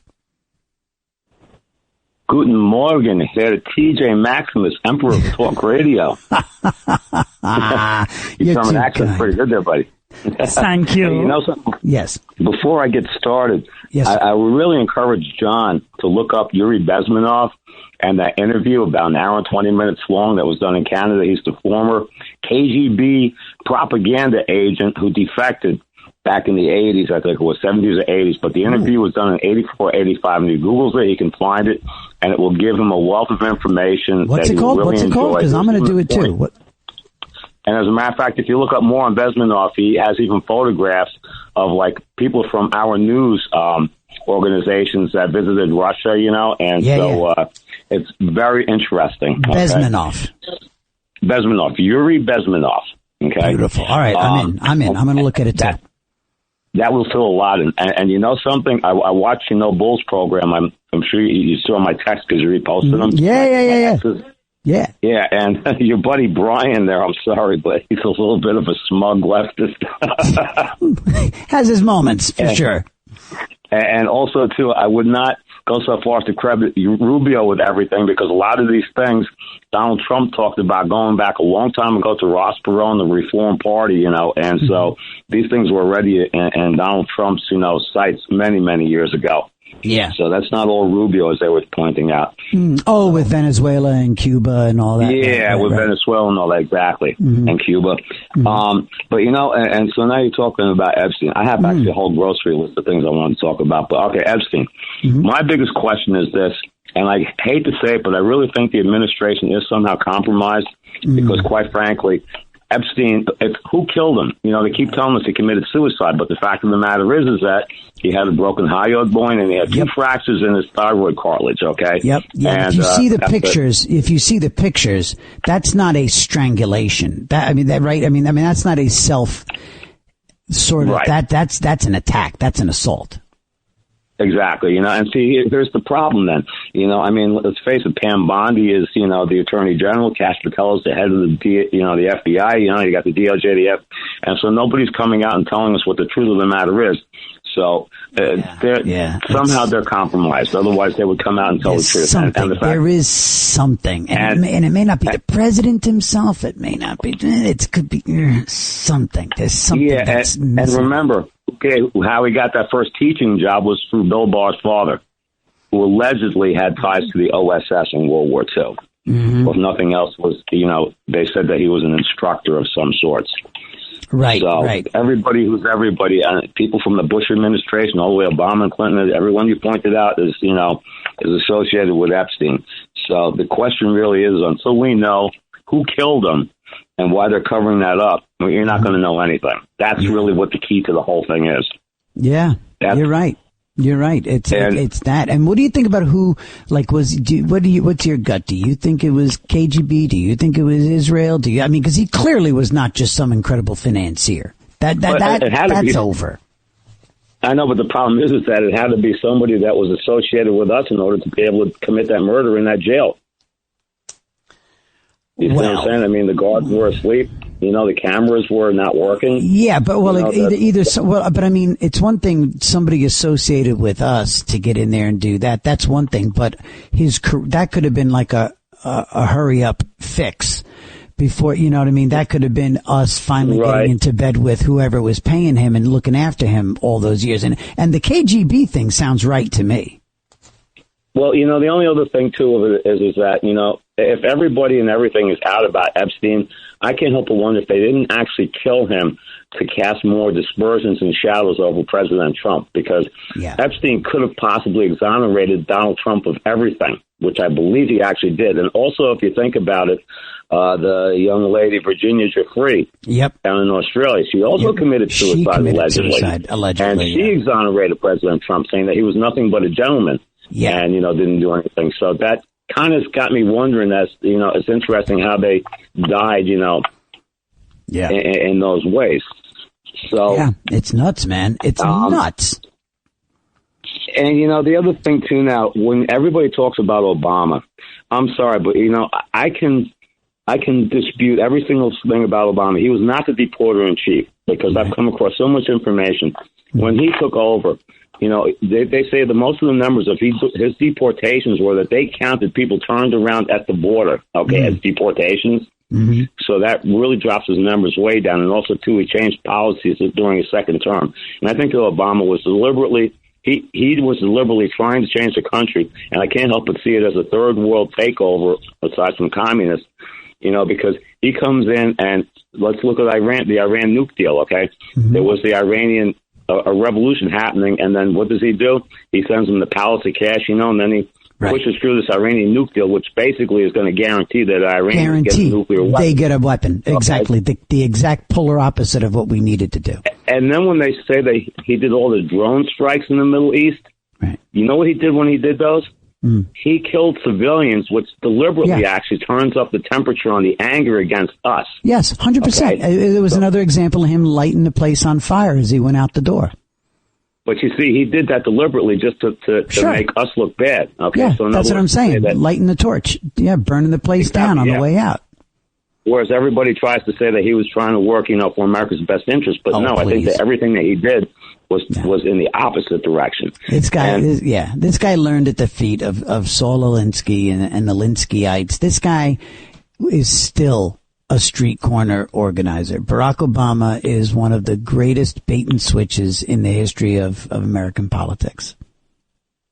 Now, also, too, on your No Bulls program, which I encourage everybody to watch, that question came up about the jobs in January. And I think that's a little bit skewed, but the vast majority of them, you might be right about the whole AI thing, because I pulled up, and you can look it up, interviewpal.com, and it really puts a lot of things out there. Yeah. And the industries hit the most are like telecom infrastructure, gaming, and it's all these kinds of things where what roles? Customer support, operations, finance, corporate strategy, so the highest concentration. So it's AI. And exactly, AI. Yeah. And Amazon was something that I sent you on X.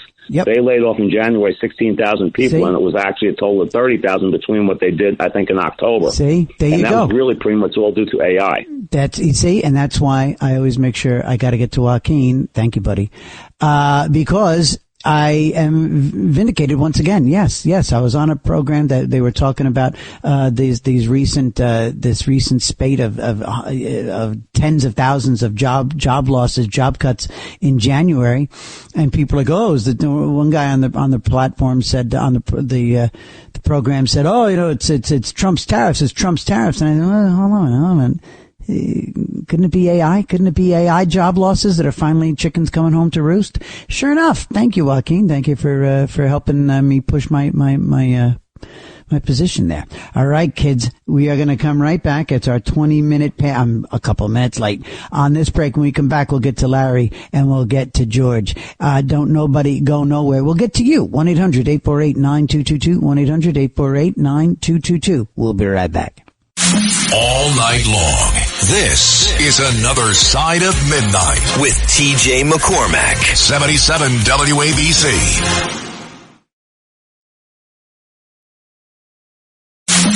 It's Another Side of Midnight. Political humorist TJ McCormack. Now, to the Bernard McGurk studios of 77 WABC. Here's TJ McCormack.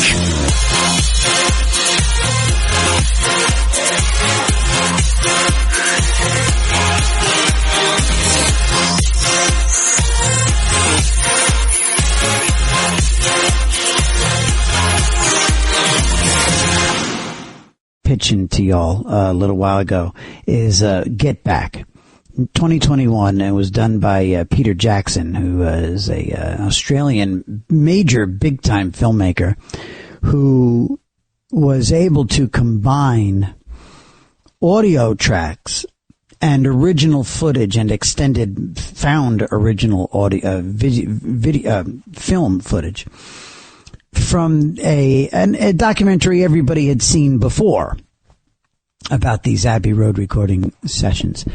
And what he did was he was able to enhance and he found audio and was able to combine audio with moments, and it took a lot of intense editing work. It was all editing, because obviously all the filming had taken place. And what he captured was absolute magic. And Billy Preston, this bright-eyed, just genius, prodigy, young, beautiful young guy, just loving life, and you could just see this guy was unconscious sitting, in a good way, unconscious sitting at that piano, just didn't have to think about it. It was riffing. That was God playing through his fingertips. And to see this young, beautiful kid playing with these guys and just the magic, the God that happened was magnificent. And then you fast forward to the, whatever it was, 2000s, when Billy Preston was like he was closeted for most of his life. struggled with that, with his sexuality, his religion. He was very religious. Excuse me for coughing, gang. Sorry. And drug problems, tax problems, the friggin' government, the GD government messing with him like so many other artists. And, what a sad death he had. The last few years of his life was just awful. And it's such a shame because you just you contrast that to these glorious moments early in his life. Anyway, 1-800-848-9222, Billy Preston, man. And Larry wants to talk about the late, great Billy Preston. So, TJ, I'm going to take you back well over 50 years ago. Okay. It was around 1970, 1971, when George Harrison put on his concert for Bangladesh. And I was there, myself and my buddy. We slept out. We stayed out overnight in Huntington. Back then, it was, Macy's had Ticketron. Yes. There was no... Right. There was no computers. There was no nothing. So we brought enough beverages and whatever to keep us occupied. Right. And the lines filled up really fast. Oh, my God. Of all of the dozens of greatest concerts I have been privy to being a part of, I want to talk about 10 to 20 minutes of a moment in Madison Square Garden where I thought, and I only experienced that 2 or 3 other times before, where I thought the garden was going to implode from the excitement. Literally, the building is shaking. I'm thinking we're in an earthquake in 8.6. Right. And who did it? Yeah. Billy Preston stole the show with all the people on stage. Harrison, Leon Russell, Ringo, Clapton, you name it. Right. For 10 to 20 minutes, the song, That's the Way God Planned It. Yep. And he owned Madison Square Garden like I have never heard before. Wow. That is something. And about at what point in the show did Billy come out? Like, if you can remember that, was he like halfway out? Was it? No, he was there from the very beginning. He was on keyboards. Oh, wow. So he was part of George's band that night. Oh, he was part of the very beginning. Oh, yeah, no. Oh, okay. Yeah, no, he was there. And they finally, during, into the show, brought him into the forefront. Right, front and center. Right. And front and center. And I'm telling you, just even thinking about it, I get chills. And I've witnessed the greatest performers, the greatest rock bands in the history. Yeah. I've never seen a man for that short amount of time command 20,000+ people. Yeah. I literally thought we were going to be just imploding. Yeah. I thought right. That's I get how it. crazy it was. That's how good he was. And what a sad ending. And I know, and you're talking about it. Yeah. It's one of the stories that I don't think have really been truly brought forth. Yeah, no, it is kind of an underrated Hollywood ending story, a sad Hollywood ending that Billy Preston experienced. I hope someday somebody decides to grab onto the Billy Preston story and maybe do something with it, because I think it would just kill. Yeah. Larry, did you see the moment that I'm talking about in that Beatles documentary when they were working on, and again, I believe it was Don't Let Me Down. It could have been Get Back, but it was one of those numbers that he really featured prominently in that, with that moment where, again, you're talking about them on the roof. Is that correct? Yes. Well, it's the documentary from 2021. that culminates with them on the roof. But there's the creative process that happens that is the bulk of this 8-hour. It's a 3-part, 8-hour docu-friggin-mentory. It's nuts, Larry. And again, there's a moment, and it's beautiful because you see how organically he comes. Look, it's the late 60s, early 70s. Everybody's in London. And when people come, back then when recording artists were in town, they'd hear, oh, so-and-so's over at Abbey Road. Let me go say hi. Billy Preston had known these fellas at some point, and so he popped in. You just pop in. And that's how some of these magic moments happen, as you know.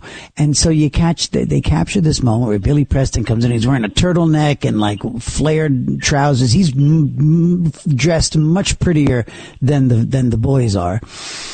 And and he comes in and he looks, again, he's just such a handsome, young, fresh, beautiful kid. And he sits down and starts messing around on the organ, and like they sort of bring him in.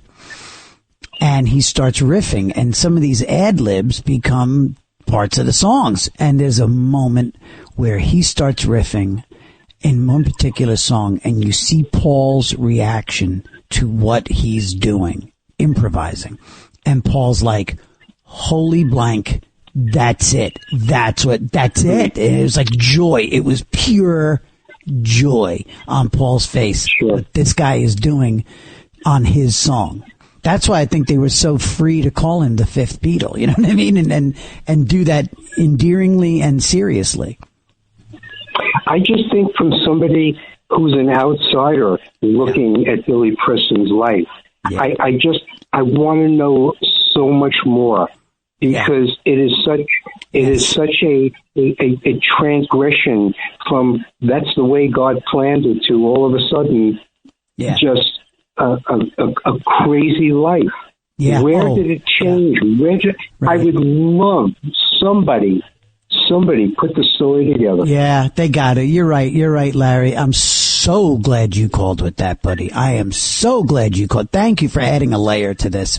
What a great picture you painted about the concert for Bangladesh. Thank you. And I love the reference to Ticketron at Macy's. I remember going to get tickets at Ticketron at Macy's. They literally had stacks of tickets in the box office. It was magnificent. Thank you for that, buddy. I really appreciate it. We'll talk to you again later. 1-800-848-9222. And I know the fellas are listening. I'm sure I don't have to prompt you, but maybe we come back from the next break. Let's do it with That's the Way God Planned It. Get a taste of what Larry was talking about. 1-800-848-9222. And let's see. Is George still there? Is George still with us? George, you still hanging with us in Pennsylvania?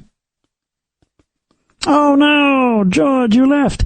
It's so the power of that music, man. The power of that music. I loved hearing that from Larry and how. What's that? Oh, George is back. Okay, there we go. Let's bring George in. George in PA. Good morning. Thanks for getting back in line, Pally. Good morning. Thank you, TJ. And let's remember they gave out the wristbands too for the tickets to get you when the kids were sitting out on the lines for the tickets. And you made reference to rooftop. Some people are scratching their heads. The Beatles' last concert was done on a rooftop of obviously a building either in London or Liverpool. It was in London. It was in London on Savile Row. Right. And also with Billy Preston, they were in there. They were jamming with Billy Preston, and Yoko was in there too. And what destroyed Billy Preston's life was drugs. The other caller, Larry, it's a mystery to him. Come on.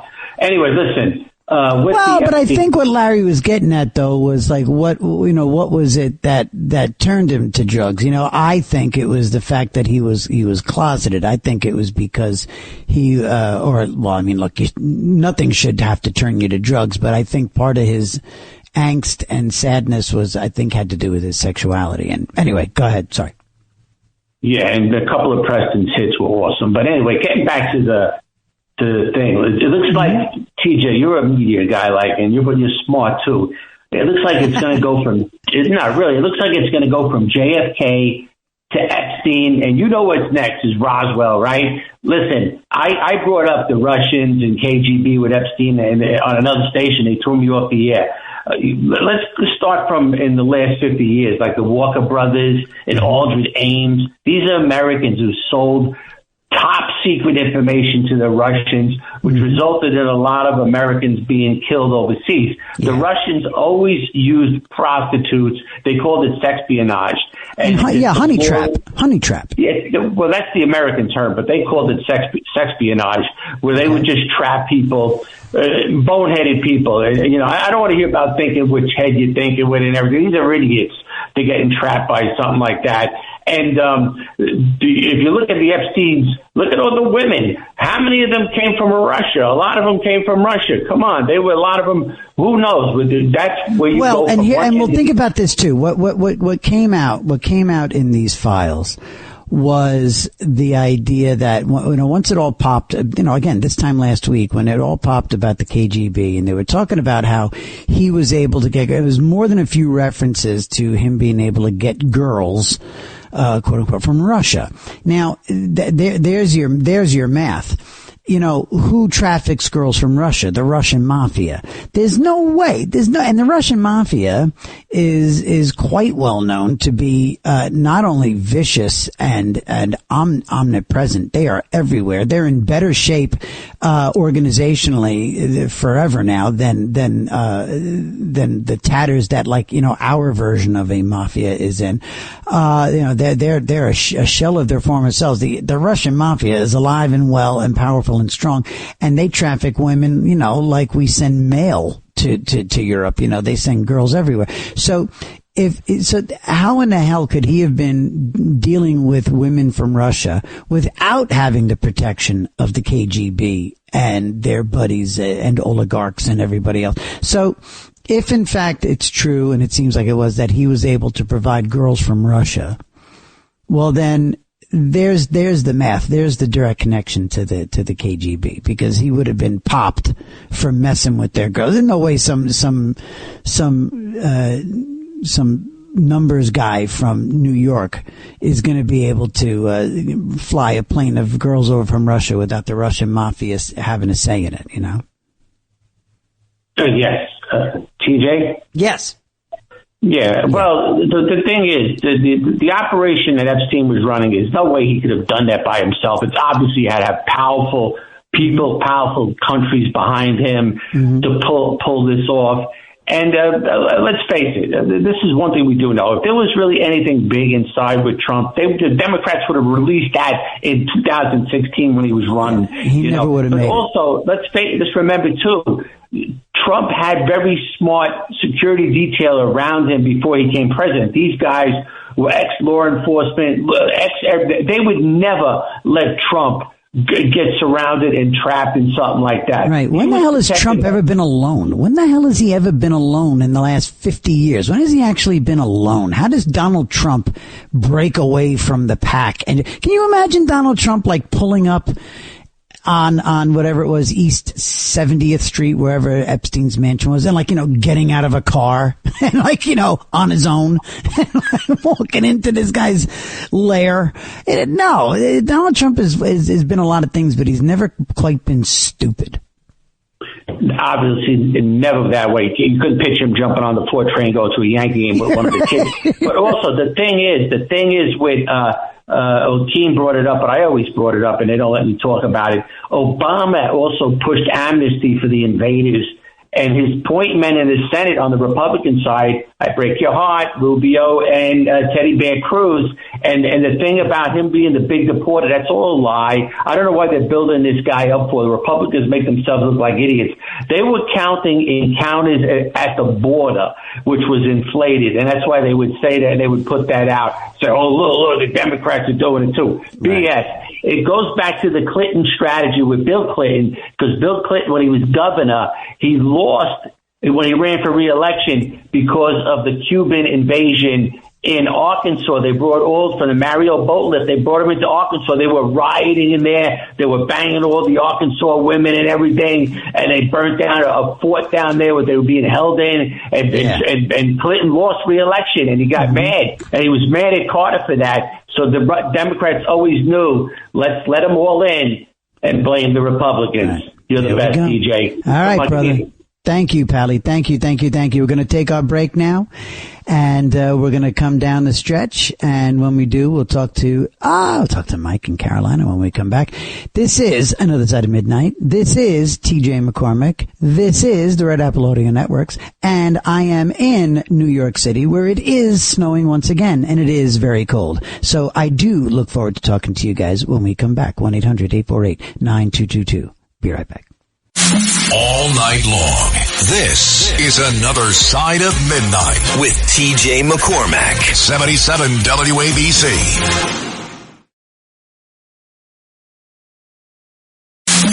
It's Another Side of Midnight. Political humorist TJ McCormack. Now, to the Bernard McGurk studios of 77 WABC. Here's TJ McCormack.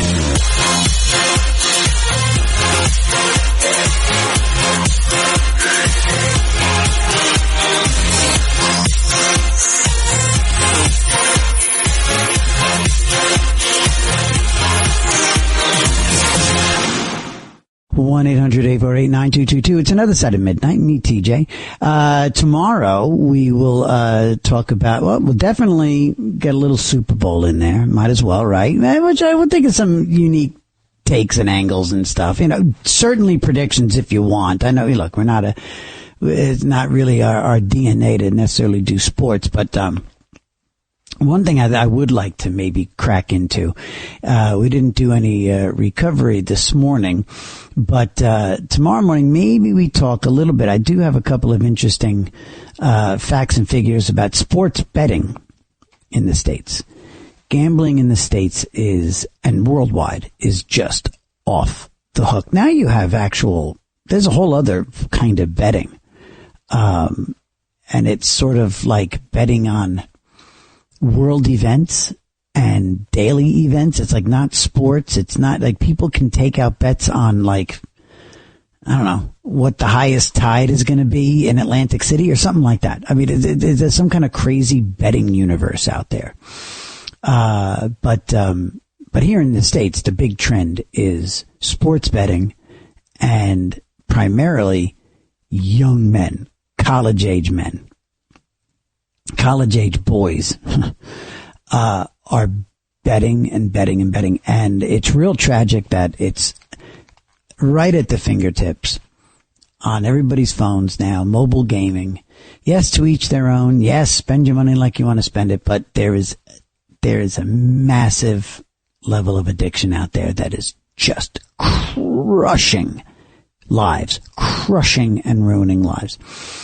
So we'll take that bright look at the Super Bowl. But anyway, we'll talk about that. We'll talk about maybe about the Olympics. There was some silliness that happened at the opening ceremony that I really just couldn't give a damn about. I just don't necessarily care. But looks like J.D. Vance and his wife were booed roundly by the lovely Europeans in attendance in Italy at the Olympics. Lovely people. Love those Europeans. Love them. Love the European community. They're just so tolerant and welcoming. Anyway, 1-800-848-9222, and let's go say hi to the one and only. Let's talk to Rimshot himself. Let's talk to Mike in South Carolina. Good morning, Mike.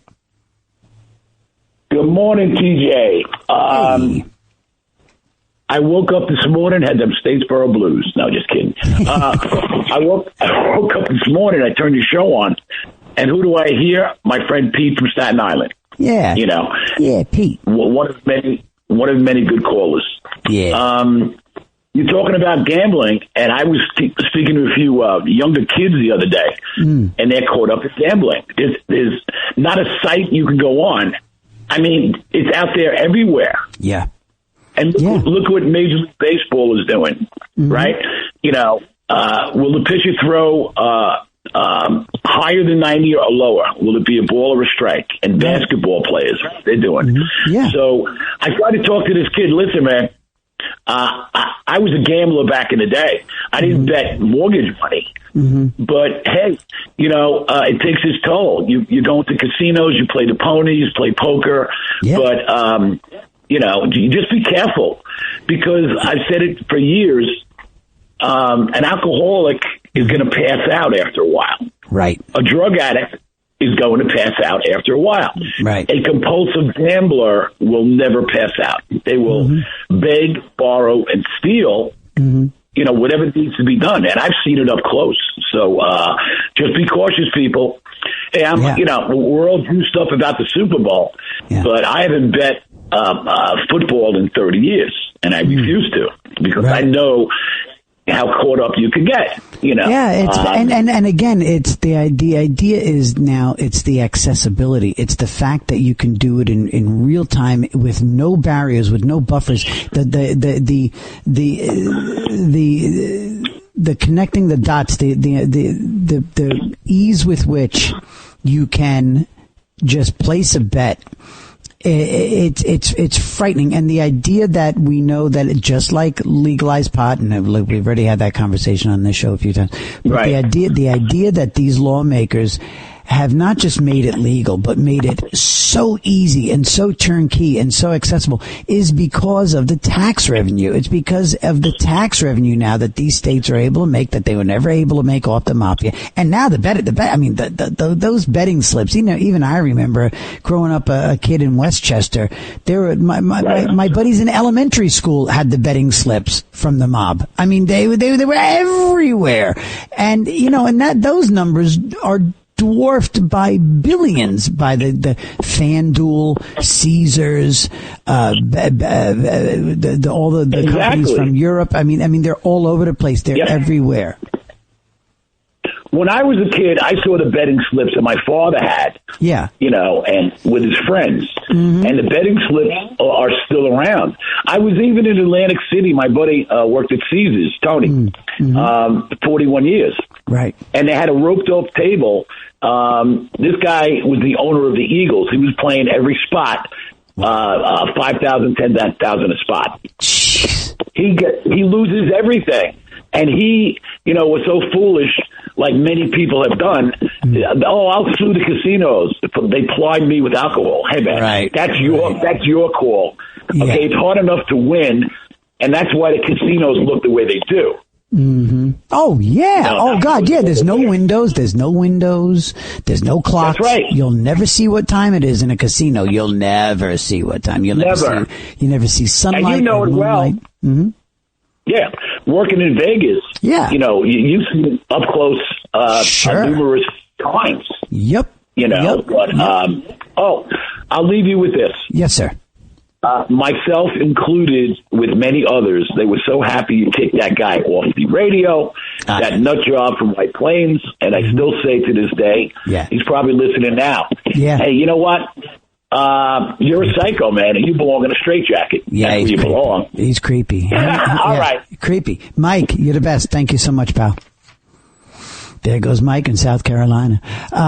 So again, the betting thing and the thing that kills me here in New York, and again, this just speaks to everything that is so chronically wrong with so many elected officials, politicians, these vapid, vile, empty suits, especially on the left, especially Democrats, and especially when Democrats get into an echo chamber and they're able to operate completely unimpeded with no checks or balances. New York State, every single statewide seat is held by a Democrat. Nearly every elected and appointed judge is a Democrat.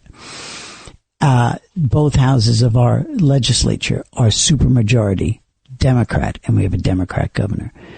And my particular state senator is a senator named Pete Harcum, and Pete Harcum was the chair of the Alcohol and Drug Addiction Committee. Technically obviously, addiction committee. And not only did he vote as chairman of the Drug and Alcohol Committee, not only did he vote to legalize recreational pot with no plan how to administer it, no plan how to regulate it and develop a way to determine if somebody's driving under the influence. Not only did Pete Harcum here in New York vote for that, but Pete Harcum, as chair of the Alcohol and Drug Committee, he identifies as somebody, or as a recovering addict himself. This vapid, vile, empty suit pig of a politician, he voted for mobile gaming in New York. A guy who's supposed to be looking out for people, looking out for addicts, looking out for families, looking out for the best interests of New Yorkers. And that scum voted to legalize and to facilitate mobile gaming here in New York. Yep, that's what they're doing. That's in your best interest. Gang, you're the best. Thank you so much for being here on a Saturday morning. I look forward to Sunday morning. We will talk to you. It's Another Side of Midnight with TJ McCormack. Until tomorrow morning, I wish you all the luck in the world. It's Another Side of Midnight, 77 WABC.